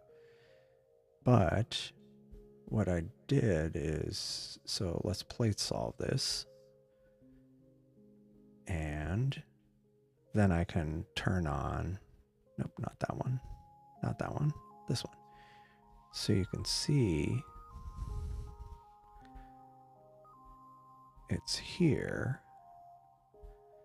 So that star there is a galaxy that's like 100 million, 200 million miles past the California Nebula, which I was, again, it's a point source. It's practically a point source. It was more about the idea of capturing it, not that it was going to be something spectacular. It was more it was the thought that counted. And I wasn't even sure if I had gotten enough data to really image it properly, but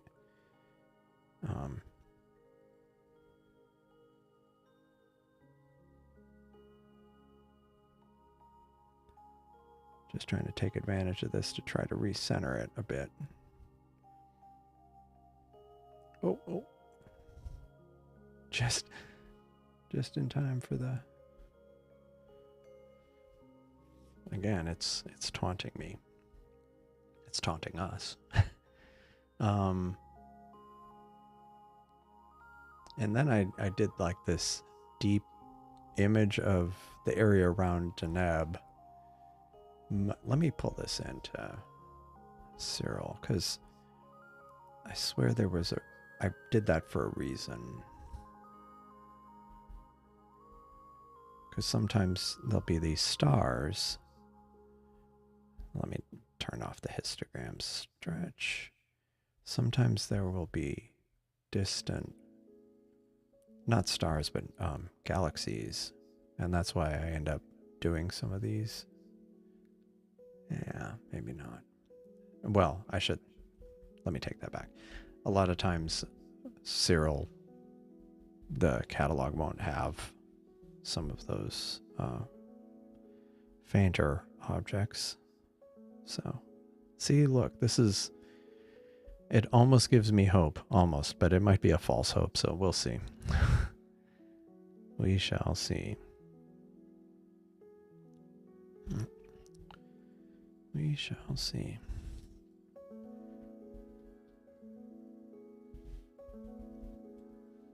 All right. Oh, okay. I guess maybe the reason I did that was, yeah, I don't know why I did Deneb like that. Maybe because I just had so much data. I was just curious how, but I don't see any objects of interest that are actually in the field.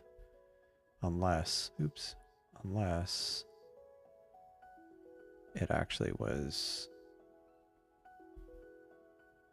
more centered like that. But let's see, what does this image look like?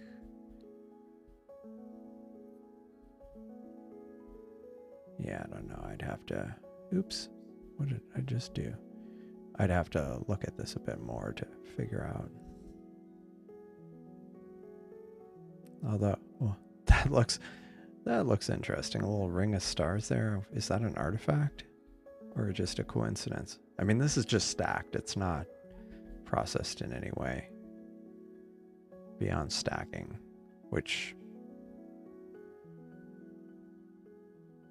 maybe that's why I did this, because when I was looking at it through this view, I saw some faint nebulosity, and maybe that was what I was going for. Is it just me, or is that shimmering? That is shimmering. That is so bizarre.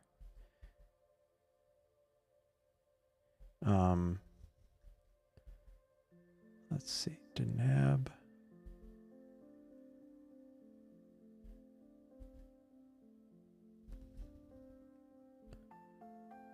Actually,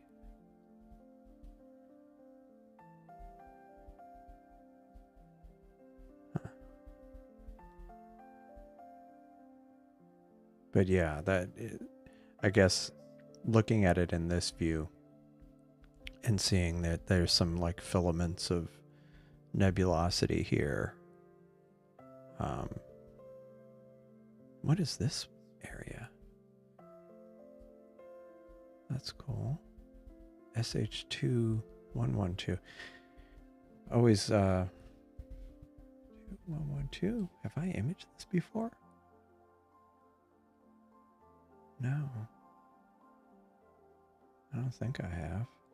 I need to put that on the list for another night. Because that is a night where it's clear. SH2112. Of course, that's probably not going to be visible.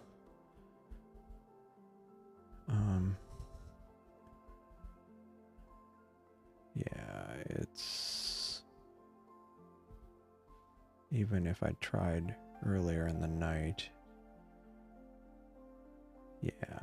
I mean, if I didn't have that obstruction to the west, I'd be able to do it. But at least I'll have it on the list for if I find myself somewhere with better skies.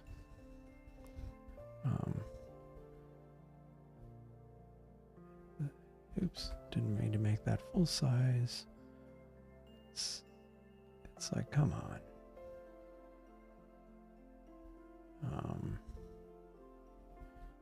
Let us see. Well, it's kind of frustrating. It like keeps peeking out. And you know, this has happened before where there've been a few times where I've had cloudy conditions like that, and I was ready to kind of pull the plug, and some people were like, "Oh, just keep going." And it ended up being really late. It finally got clear. But then there's been other times where I've been like, there's no point. I'm going to end the stream.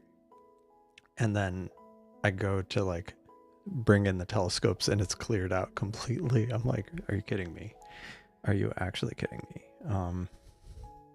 But I just briefly saw the moon there, so I think it might be this might be an ongoing thing here. This might be this might not be.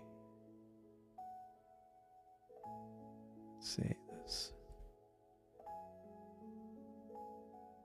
How often does it update the satellite?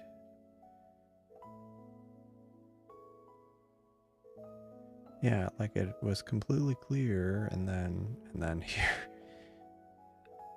and then very briefly the moon's back here on the right, and then yeah, feel like it's, yeah, I don't know that these are like, on the one hand, it looks like the leading edge is going north, but it also looks like it's just building up even more along the coast, so probably not. Have I been to see a Starship launch? No, I have not. I should probably, because it's, I mean, it's it's several hundred miles, but it's a doable drive. It's not like driving long distances in some parts of the US where it can be slow going. It's generally, 60, 70 miles per hour the whole way down. So it would take a few hours. I should probably do that sometime. Just to witness it once, since it is relative. Because many years ago, I forgot about this. Many years ago, it may have been in the 80s or 90s, I had gotten some kind of, I don't know if it wasn't a pass or something. It was something to be able to watch the space shuttle launch in Florida. And we were on vacation in Florida, my parents and I. And because I was a kid back then. And the launch ended up getting delayed while we were there. And it got delayed a little bit where we were still in Florida at that time, but then it got delayed again. It's like, didn't end up seeing it. So that was unfortunate. That would have been cool to see. But so since I didn't see that, maybe I should make an effort to try to see Starship, since it's just down the road, as it were. This is a drag. This clouds. And then it's clouded up again. Yeah, so, and then I say that, and then it's like, oh, there it is. Yeah, the shuttle launch would have been really neat. That would have been really neat. I did see it once or twice re-entering, because like they had a night landing in Florida, and I got up like in the middle of the night to go to see it. And so it's like seeing the space station, it's moving like that speed, except it's leaving a trail of fire behind it, like more like a shooting, like a very bright meteorite bolide kind of thing. Like, it was amazing, like just seeing that, and then realizing there were people in there in that flame. It was really cool. And then there were a couple other times they had daytime landings, and I remember it was one of those subtle things that you wouldn't always notice, but there were a couple times where I heard the sonic boom, because when they flew over Houston, they were low enough. I mean, even though they had to go most of the way across the Gulf, they were still low enough and fast enough. They're going like 12,000 miles per hour, and they were up, 60, 70 miles or whatever they were. Maybe less than that, maybe 50 miles. Anyway, it was low enough that the sonic boom reached the ground. It was just more of a really loud kind of generalized thud. But if you knew to listen for it, it was kind of cool. Like just hearing like the thud, but like from the whole sky, just hear this like thud. It's like, wow. At least that's how I remember it. Maybe I'm misremembering it. This was decades ago. Um, back before I was born. Okay, no.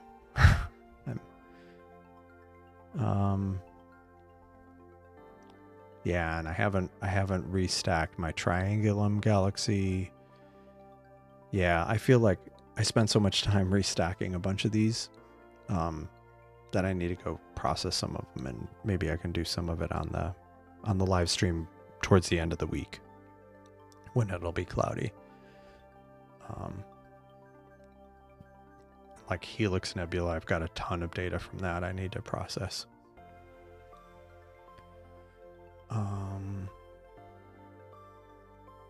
Yeah.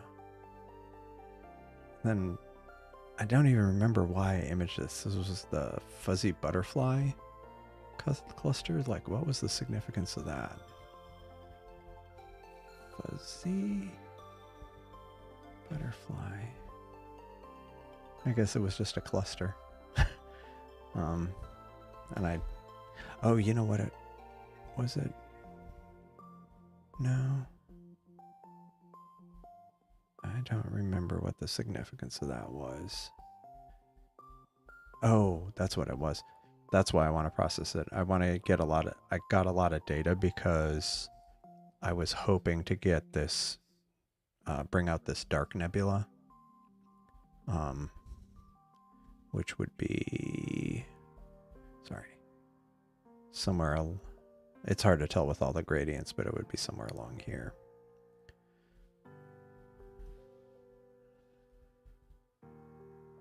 It's interesting. It doesn't look like it's cleared at all, but wherever the moon is to the right here. And actually, I think we're going to run out of sky here, because you see how this is pointing?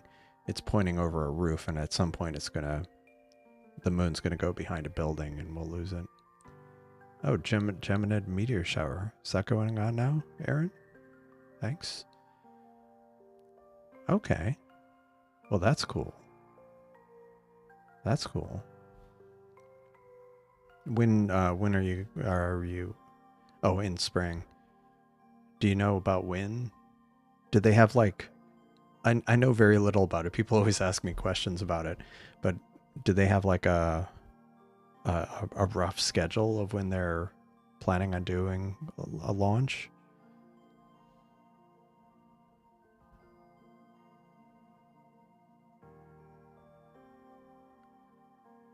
Because I'm curious. That would be cool. That would be an interesting live stream. Although it isn't astronomy related, it's space related. But I do have on the Discord server, there is a oh, okay, January 11th. I do have do the obligatory plug. I do have the Discord server, and we do have what do you call it? There is a channel for like astro and space links, because I do find these interesting kind of space related things. Oh, that reminds me, I completely forgot about that. It was, let me put this up here, and let me pull out the live view. Okay, we'll be last minute. Yeah. I mean, I am close-ish enough that it wouldn't be impossible for me to make it. So this was something I had run across. I don't remember how I ran across it. Oh, I think it was there was a solar flare recently. It was a couple days ago. It was an X class, and I believe the coronal mass ejection missed the Earth, but there are a few active sunspot groups that might produce some coronal mass ejections, which could lead to aurora. So something to keep an eye out for. But I think it was while I was looking at one of those sites, I ran across this mention of this Probe A3, which is a 2-piece satellite that I'll drop the link in the description. I mean in the chat, because it's really interesting. Basically, it's two spacecraft flying in formation where one piece will act as will cast a shadow on the other one to produce an artificial eclipse. Now, there are spacecraft that have kind of a coronagraph, I guess it's called, where they have a little disc to kind of block the sun. But this goes further. The amount of blockage will be less, so it'll be closer to what you see during a total solar eclipse. Like, it's only a little bit, like 10% bigger than the sun's disk, I think, is how big the mask is going to be. It's just going to, so it'll allow them to basically image the inner corona more like they can during an eclipse. Now, the difficulty of it is you have these two components. They have to keep aligned within, I think, millimeters of each other when they're flying in formation. So they'll be almost 150 meters apart from each other.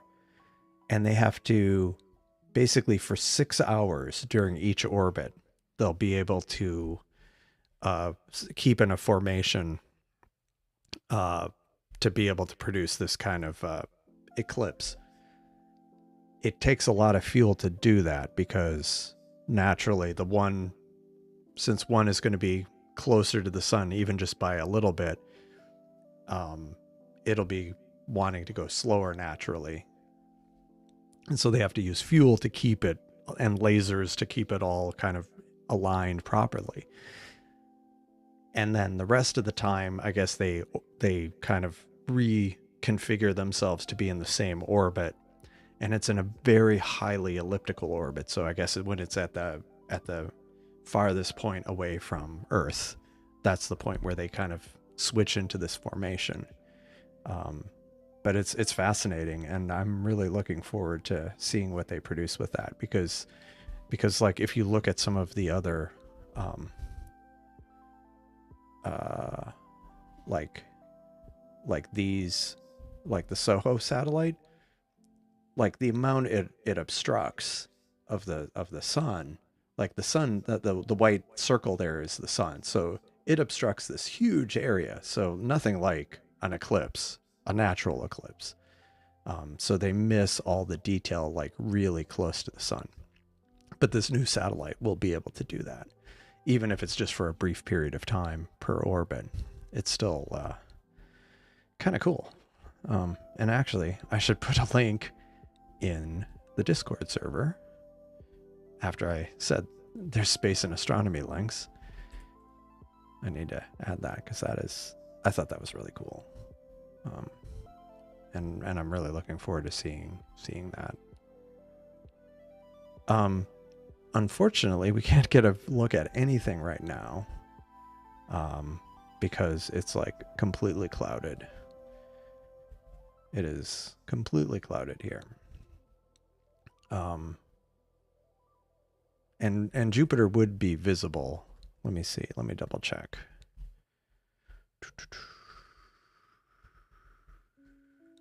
Is that the right time? Yep. Jupiter.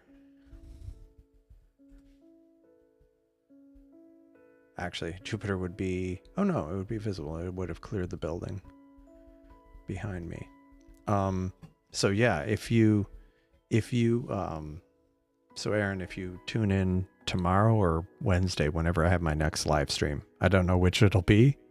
It'll all depend on the weather. I will take a look at Jupiter because I do want to. It was on my list of things to image tonight, but unfortunately, yeah, you were. Wiley Sight was talking to me on Discord about how it was a clear sky fake yesterday for him, where it was supposed to be clear and it ended up being like this. And yeah. Okay, that's cool. That's cool. Well, that's good. At least you got to see it. Yeah. So that is correct. I have, let me show you. I need to do a standalone video about this. So I have, because people ask me about this all the time. I have there's a couple different ways of doing it, and really, actually, funny enough, I have the video. Another astronomy YouTube channel, and he sometimes appears on. Sometimes he ends up joining this channel. He did a video on how you can do a photographic background. Now, what I did is I just used a website. There's also apps that do it, where you kind of turn in a circle and use your camera, and it measures the tilt, and then you end up with like a grid of numbers that I copied some. I don't even remember. It was kind of a pain copying it onto my laptop so I could put it in a file. And then I added another file with some boilerplate saying these numbers are a horizon. And then I turned that on. I always forget which of the. Yeah, I turn it on under. I have my backyard. And it's not 100%, but it's close enough, and it's helpful to get an idea of when I have obstructions. But you can see like how bad my skies are, and the reason why I went to this trouble, like looking straight up. This would be looking straight up, and the compass directions are the actual horizon. So the part of the sky I can see, somebody called it a keyhole. It's like I'm looking up through a keyhole. So yeah, my skies are about as bad as you can get. I have a keyhole that I'm looking up through, and I'm in Bortle 9. So yeah. Yeah, you should check out that video. Oh man, 120-foot cottonwoods. Yeah, that would be a good, I mean, 120-foot trees are beautiful, but they suck for observing. But yeah, so do something like that, and that it does help. It is very helpful. Yeah. It's funny. At one point I had thought about doing a video about it, and then Cheap Astro, the link or the video I linked to, he'll show up here. He shows up periodically during the live streams, and he had mentioned he was going to do a video about it. And I'm like, if you do a video about it, I will share it with everybody. And so every time somebody asks about it, I'm like, I don't have my technique, but check out Cheap Astro's video, because he's asked why I haven't done it yet on mine, and I'm like, I need to. But at least other people are seeing it. Yeah, no asteroids through the keyhole. Yeah.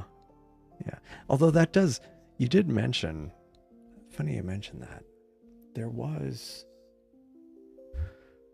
I haven't looked in a while. There were some asteroids. Where was that? Was it in here? I think it was under, was it just solar system? Oh, okay, here, minor bodies. Update. None are visible. At this point, let's see if at any point in the evening, let's start earlier. Okay. Ida, dang it.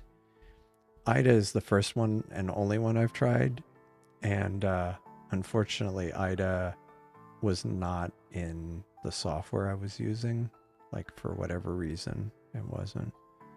So Ida is still the only one. Dang it. Well, I should plug in the coordinates for that. I was trying to... Yeah, I should do that. Maybe I'll do that. Maybe I'll do that next time. Because it's 15th magnitude, that's doable. Where is it? Yeah. I mean, today would have been rough with the moon nearby, but tomorrow or Wednesday will be fine. So I need to make sure I make a note of that, because that would be cool. Ida. Yeah, so the software I'm using, so I'm using Seestar telescopes. So they're um, smart telescopes. So they have their own software. They have an app that it comes with. Now, um, and I have one of them that both of them are running on, not running on factory tripods. This one's running, they're both running on Sky Adventure tripods. This one's a beefier one I have it on. And then this one is actually, you can't see it, but on a Skywatcher tripod with a Skywatcher wedge. And it's actually kind of calibrated, set up as in equatorial mode, which isn't officially supported by the Seestar, but there are ways to get it to work. And the advantage is no field rotation, or minimal, since by default it's an alt-azimuth mount. Now, I don't typically use the factory software anymore. I use this, well, not this, but let me back off or close this. I use Alp, Seestar Alp, which is open source software that was written to control Seestars, and it has a web interface, and it has some more. There's the app will only let you do it lets you do a reasonable amount of things, but there's some settings that the app doesn't expose that are there on the telescope that Seestar Alp lets you access. Like you can change dithering, different dithering parameters. You can change exposure length to be more flexible. The default is like 10, 20, and 30 seconds. You can make it 15 seconds or 60 seconds. And stuff like that. Plus it lets you can schedule a number of targets over the course of an evening, and then just kind of let it run through them. So that's usually what I use for controlling it. Now this, I don't know if the Seestar 30 has actually shipped yet. I know they were pre-ordering it. Besides people who have review units, I don't know if anybody has one. There's a couple of people who are on the stream on a regular basis that have pre-ordered theirs, and I don't think either of them has gotten theirs yet. But I had seen somewhere on one of the websites that they were going to start shipping this month, depending on when you pre-ordered it. So I haven't laid hands on one yet. Chris, who's he's regularly on the live stream. He lives kind of coincidentally in the general area I live in, like the same metro area, and he offered to let me at least look at it when his shows up. So I haven't done it yet. I haven't seen one in person yet, but hopefully Chris will get his soon so I can take a look at it. Okay, cool. Glad. Thanks. Yeah, and join the Discord server too, because I always say when I'm going live beforehand there. If you do Discord, it's I definitely I make a point of mentioning it there. And plus a number of people are there pretty consistently, so sharing photos and just random things, random astronomy things.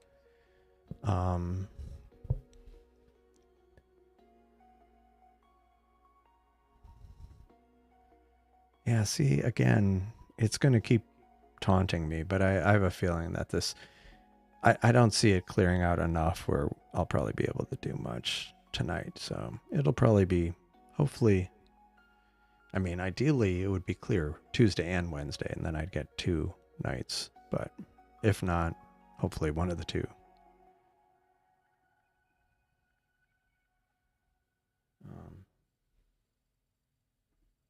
Sometimes the thing is slow. Sometimes my chat are behind. Okay, cool. Yeah, no, I mean, there's plenty of people who have not mismatch, but have different handles in different places. But it sometimes keeps it can, yeah. I mean, sometimes there's good reasons for that. See, again, nah, dang it. Oh well. But yeah, I think I will probably I'll definitely be doing some processing later in the week with all these things that I was kind of showing. What else was there? Is there anything else? And like I have all these sessions I did of Pluto, and what I need to do is kind of normalize them. I mean, get them to a similar exposure level and then align them so that I can animate it, because I was trying to capture like Pluto moving. Well, more, not so much. I don't think it was as much Pluto moving as Earth moving and the parallax shifting, causing it to shift in the sky. But these days, Seestar is my primary form of astrophotography. I do stuff. I have a couple other telescopes. Well, technically more, but two that I kind of use semi regularly. One of them I've been wanting to upgrade the astro camera on it, because the one I have is not really good. And actually no. And then I also have a dedicated solar camera, solar telescope. So most of the solar stuff I do is actually not, the Seestar will do visible light solar imaging and does a reasonable job with it. But I have an H alpha telescope, so I tend to like using that for solar observing. But yeah, the Seestars are my main daily drivers, as it were, mostly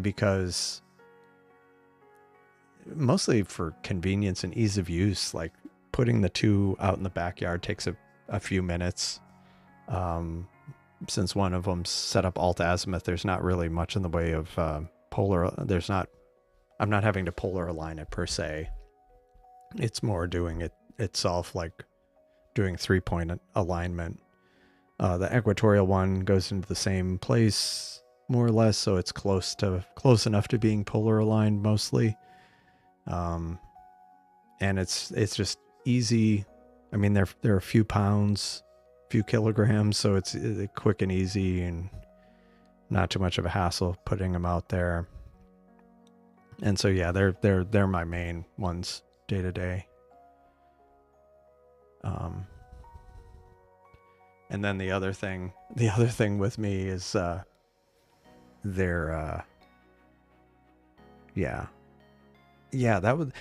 was the thing that always that really, I guess, started getting me to use the Seestars a lot, was since I could put it out there and within a few minutes I could be imaging. It helped in these in nights like tonight where, you know, especially when I knew clouds were going to roll in and I might have like a 1 or 2 hour window and I wouldn't necessarily want to set up, you know, one of the other scopes. With this, I could just put them in the backyard, hit the power button, spend a couple minutes getting itself aligned, and then I'd start imaging. So from that point of view, they're my main things. The muse in the sky, I don't know. I like imaging a lot of different things. I like the problem, like with the Seestar, for me, the biggest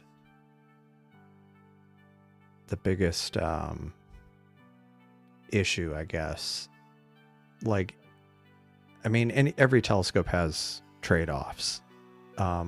with the Seestar, the field of view isn't very. It's a good balance, but sometimes you want to take images that are wider. For that, you can do a mosaic. That's fine. But sometimes you want to get something smaller in the sky, like a galaxy or a small planetary nebula.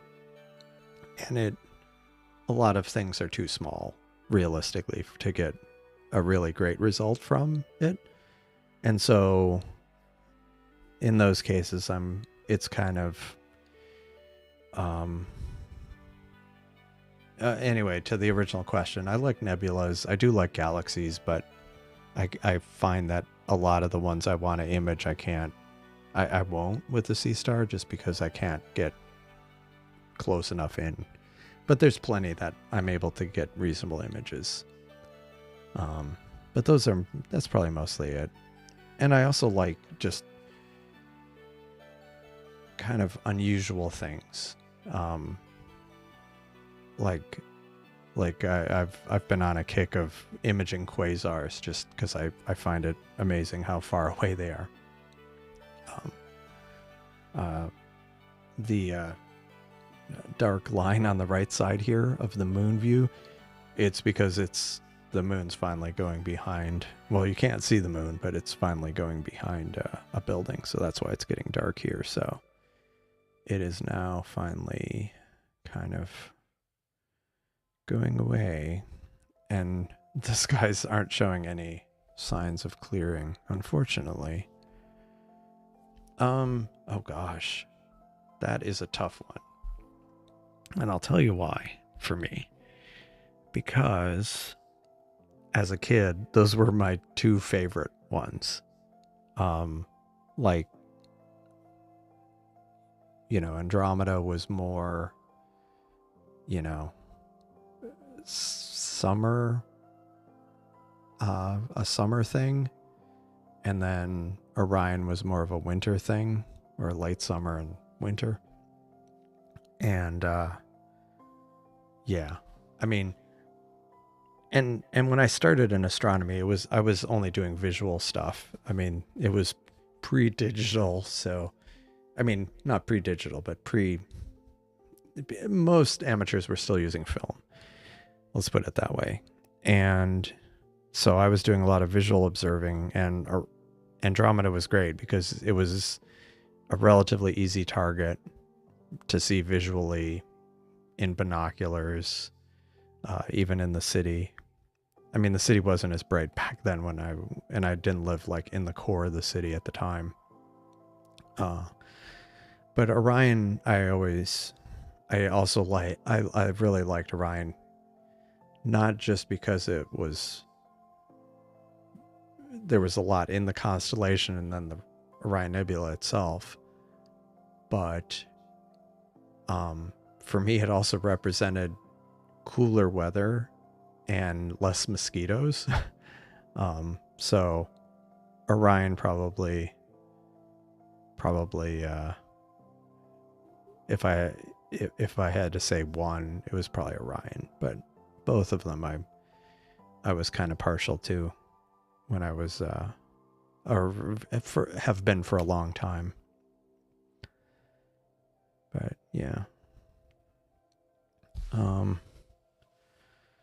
Oh man, ow. I don't know if that hurt. It showed up or was audible on camera. My shoulder just popped. Hate when that happens. Oh. Yeah, I mean, it's subjective. It depends. Like sometimes I'll overcook like when I'm doing quasars, I'll overcook the image intentionally because I'm pushing it's more because quasars are just star-like objects. They're just points. So I'm just usually, and the ones I'm getting, and since I'm in the city, they're kind of faint and take more effort to make visible. And so I kind of, sometimes I'll cook the image just to see the quasar. But for nebulas and galaxies and stuff, I mean, I'll try to do it on stream, but I'm also impatient on stream. So like sometimes I'll spend a lot of time, and I've gotten in the habit of saving a lot of intermediate steps, because sometimes I'll start down a road and regret it after a while. And if I'm using different programs, you can't just undo. So I like kind of leaving breadcrumbs or waypoints as I go. And you know, I don't do the, because I'm shooting on the Seestar, I don't do the kind of like the Hubble palette on it. I'm not opposed to the Hubble palette. It's just I think I'd have to be shooting narrow, like proper narrowband filters to do that. But yeah, yeah. Orion. See, I hadn't live viewed through a telescope Orion before the Seestar, and I've seen it through other people's telescopes, but they had much bigger telescopes. So it was kind of a shock to me the first time, because I got my Seestar like a year ago, and I pointed at Orion Nebula because it was up at the time. And I was actually the very first target, funny enough, the very first target I imaged on the Seestar was M31, the core of M31. And the Andromeda Nebula is one of the first few. But I was shocked that, in a way, at how visible the core of Orion Nebula was just in live view mode without even stacking. I was like, wow. I guess I forgot how. I mean, I've taken so many pictures of it over the years that I shouldn't have been surprised. I guess I just hadn't done that kind of live view of it. So, but yeah, it is. Orion's a great target. Yeah. Yeah. Yeah. Yeah. I mean, it's I find the ease is really good. Yeah, since this is kind of, I don't see this going anywhere. I'm gonna at least shut down the left one, the Seestar A, which can't see anything right now. Oh wait, no. It's this one. My bad. The one that's oh no, it's Federation. The one that's imaging, or was imaging, the moon is the one I need to shut down, because that's the one. I mean, it's not pointing at anything right now, so I'll just shut it down remotely. Shut down. Let me double check that I'm looking at the right one. AltAz. Cool. Shut down. All right. Yeah, I shut it down and just then like a little patch there, but yeah, it's not clearing. That's a drag. Oh well, we tried. At least we tried. We failed. Yeah. No, I mean, it's the integration, really. The fact it's a single package, a single compact package that yet, like, people have been producing some pretty remarkable results with it. You know, just so much so. I mean, a lot of it's in the processing. Like, people are using PixInsight or something, but even people who are using like Cyril and free software. It's funny when people post photos and then like on somewhere like maybe Facebook, and people are just adamant that they're like, I mean, I got involved with a conversation on somebody else's channel on YouTube where this person was like adamant in the comments that the photos were not taken with a Seestar, and it's like, no, they were taken with a Seestar. And it's which I guess, speaks to kind of what's possible with it. How is it in high light pollution? I mean, I'm in really bad light pollution. I mean, I'm Bortle 9 and it's about as bad as, I mean, since this is now shut down, I can show, like I live in this white, like near the center of this white. So mine is just horrible, horrible, horrible. It's about as, and it's, I measured it with like, I didn't use like an instrument, but I used an app, and it tracks with what's on this. It's just, yeah, I think I got an SQM of like under 17, like 16 something. So it's just, it's bad. The Seestar has a light pollution filter, and like even when the sky, when there's a when the moon's out and light pollution, like I'll run it through, but then let me see if I can find a good example of this. What would be a good example of this one?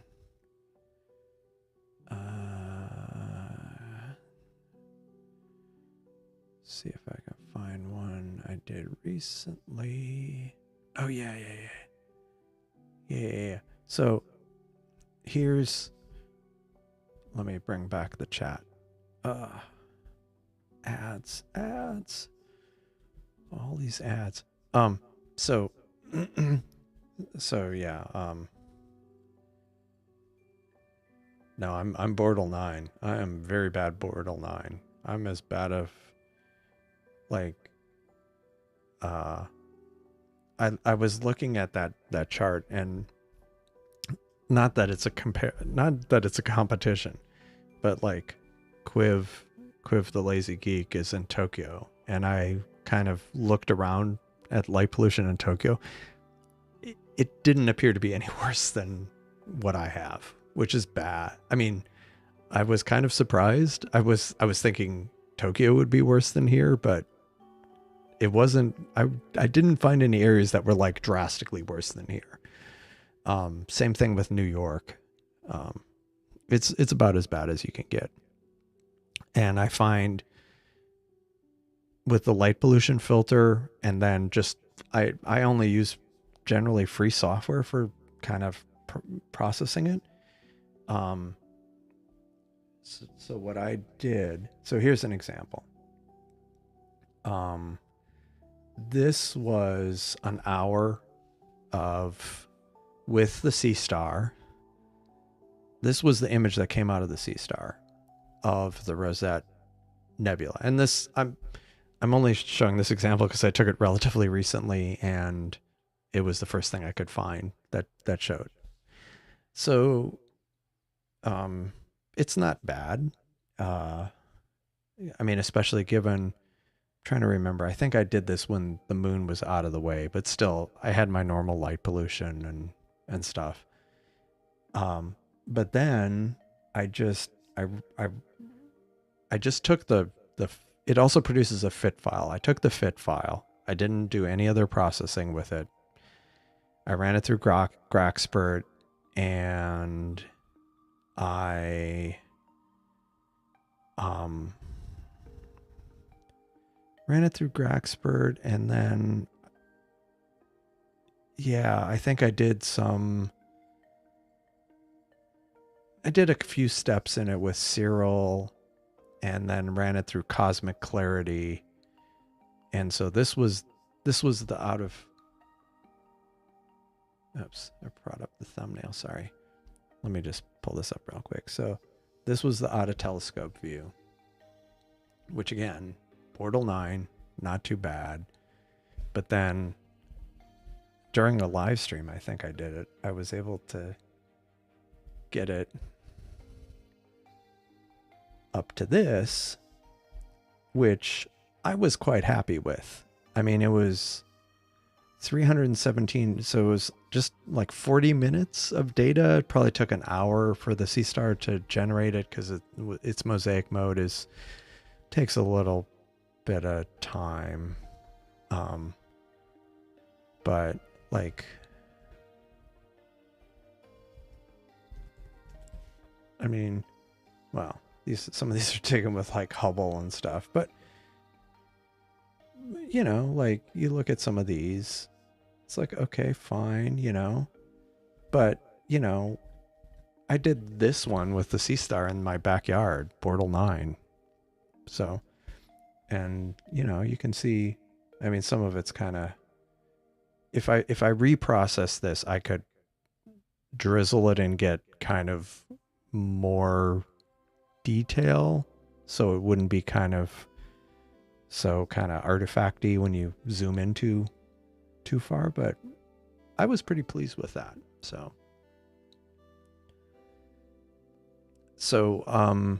yes, I am doing auto 3-point calibration, Frank.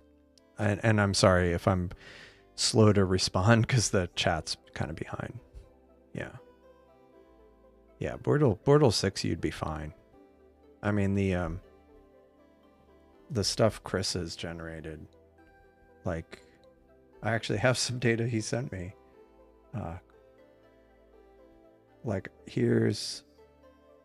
this was M33, and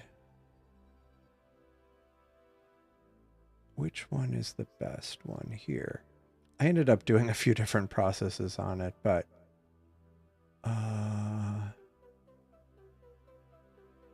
yeah, I mean, like, I was able to, the data he took of M33, I was able to come up with that, or like that. I mean, it's not too bad. And I didn't spend a ton of time. I'm by no means an expert in this, but it was all just like open source, like Cyril, Graxpert, yeah, Cosmic Clarity for kind of the sharpening. But yeah, I'm pretty pleased. And this, like I say, this was a mosaic that Chris shot from Bortle 6.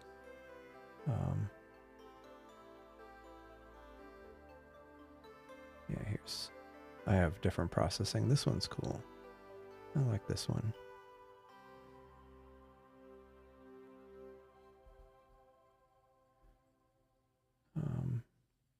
Yeah, I was processing it, and then I mean, these are all just different variations and different croppings of the same data, but that gives you an idea. And then I didn't process this, but these were the results Chris got on M31 with a mosaic. Oh no, this was the crap I came up with. My bad. Yeah, I have terrible skies, and plus it ended up tracking into a building, and a plane flew through this field of view, and so it ended up like really junk. But like, I mean, again, this is right out of the telescope. Like with some processing, that'll make it nicer. And like I say, this is from my backyard. So what is this one? Yeah, like that was this is one I shot. This was twin NGC 869 and whatever the other one is, twin open clusters. And then this one, it says unknown because this was a mosaic of the Spider and Fly Nebula and a couple of like M37, I think, and then some NGC open cluster. And I did a few different variations of processing with that. Like that was one, and I had rotated it. But yeah, this one actually didn't have much processing at all. I just took the fit file out of the telescope and tweaked it a bit. And there is like a lot of background nebulosity there, so it's not completely overdone. But oh, Cosmic. I didn't know there was a new release of Cosmic Clarity. Hello, Massive? Good evening. Unfortunately, things have been cloudy here. So yeah, we started off with clear skies, and then things got cloudy, and so I was just kind of talking about Seestars and looking at some photos I had taken with them from my Bortle 9 backyard. But probably we'll do another live observing stream because allegedly it's going to be clear on Wednesday. So I'll probably do another live observing stream. So if you haven't liked and subscribed the video, or like and subscribe the video, and keep an eye out for another live stream. And because Chris mentioned the Discord server, that's where we share photos and links and everything, a variety of things, information. Yeah, so unfortunately, yeah, kind of a bust tonight, but well, not complete bust. We were able to watch the moon for a while. I was able to image, what was it? Algol? Algol? No, not Algol. That's a programming. Yeah, Algol. Yeah, we did image that for a bit. Mostly because there's some galaxies in the field of view that I was trying to capture. And I think I did. I mean, they're small. But we'll do... I have a list and a list of new things to try out for next week. Or next live stream, which will be, like I say, Tuesday or Wednesday. But... what else? But yeah, no, I've been very happy with the Seestar.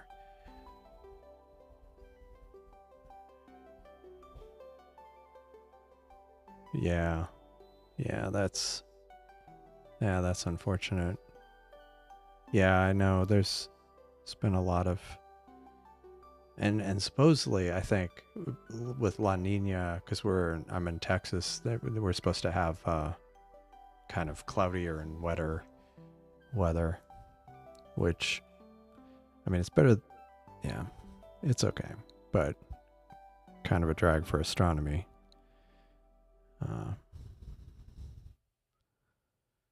And then every once in a while I see like this little bit. Let me look at that satellite view again. Yeah, no, there's some little clear bits in there, but like, I think for the most part, this is just not gonna clear. Like, it's not like going through, it's just building up. So it says it's low clouds and fog, and I can believe that. It's probably going to be foggy in the morning.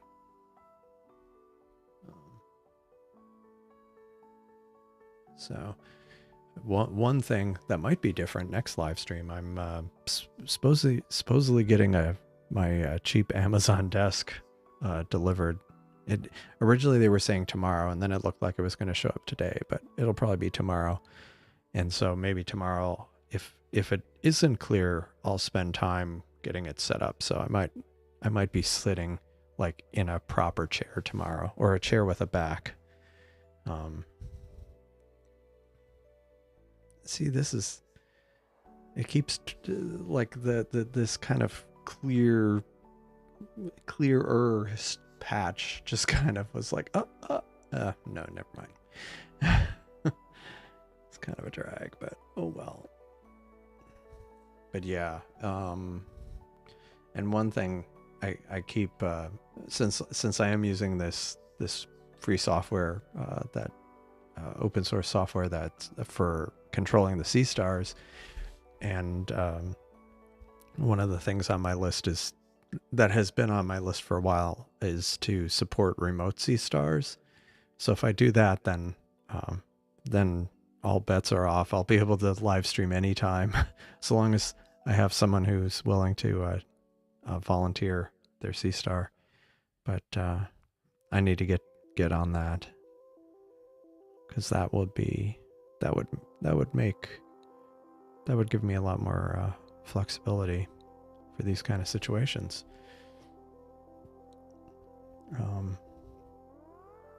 But yeah, what else?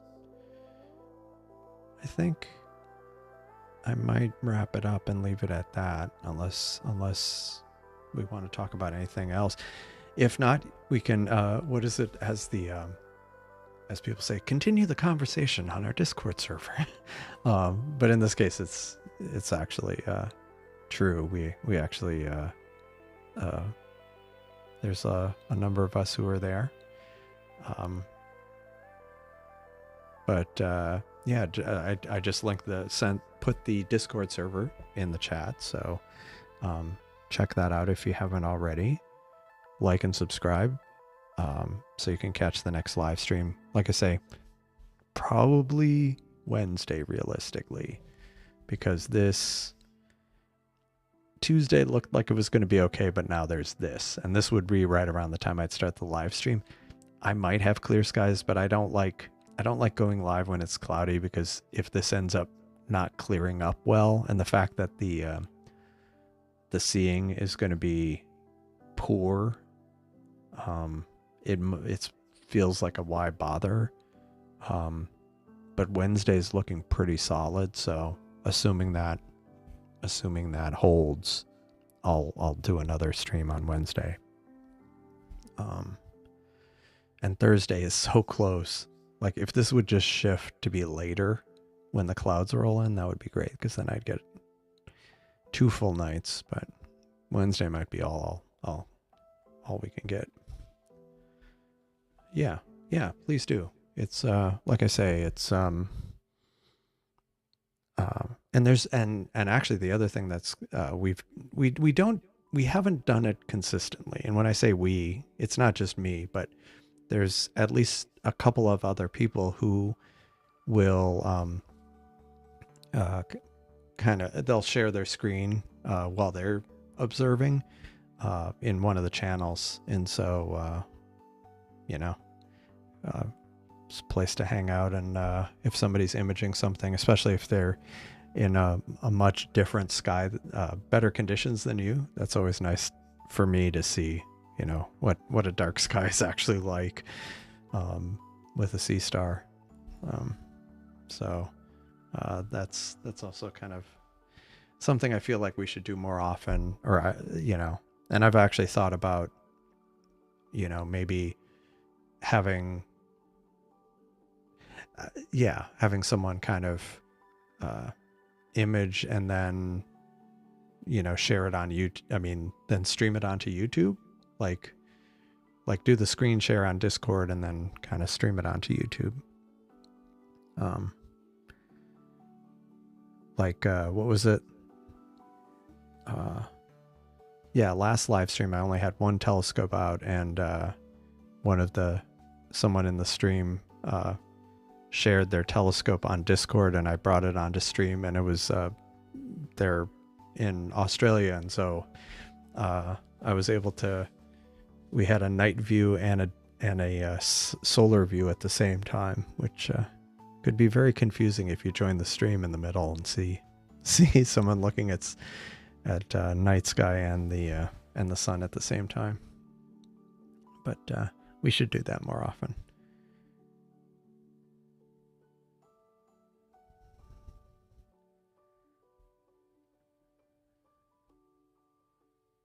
Oh, that's nice. Bortle Fort backyard. That would be nice. I'd love to have that. It's funny, I've talked to some people who are like in Bortle 3 or 4, and they'll talk about, oh yeah, there's this light pollution from whatever, such and such nearby. And I'm like, I would love to have Bortle 4. I can't even imagine Bortle.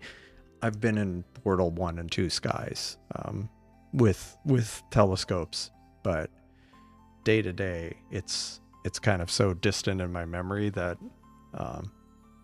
I just, yeah, would be nice to just have something like that in your backyard.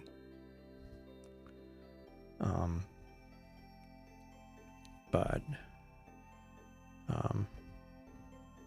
yeah, maybe one day I'll retire.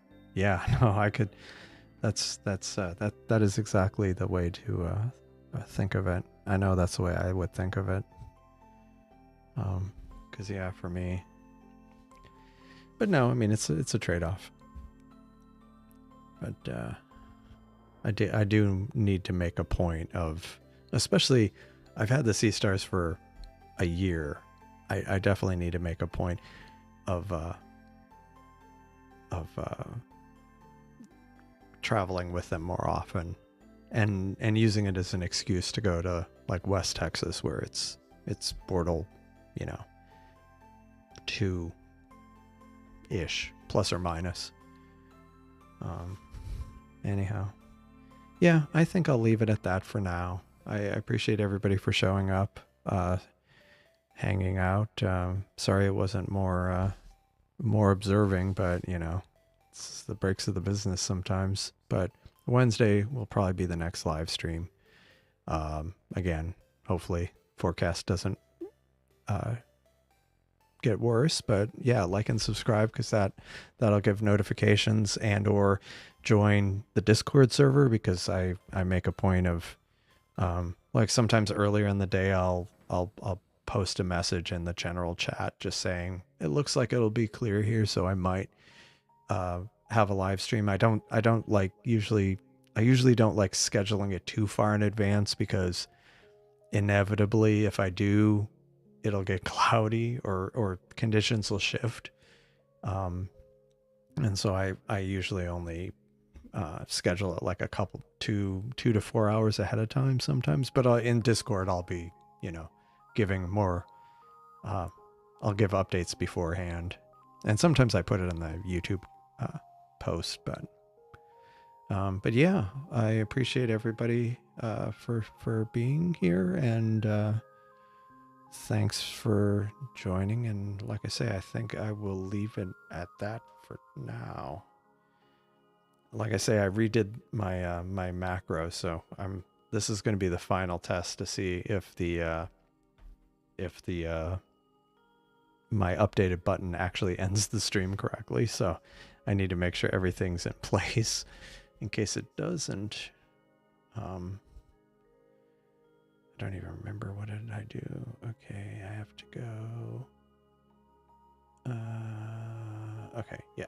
If that doesn't go, okay, yeah, no, and thank you for joining, Aaron.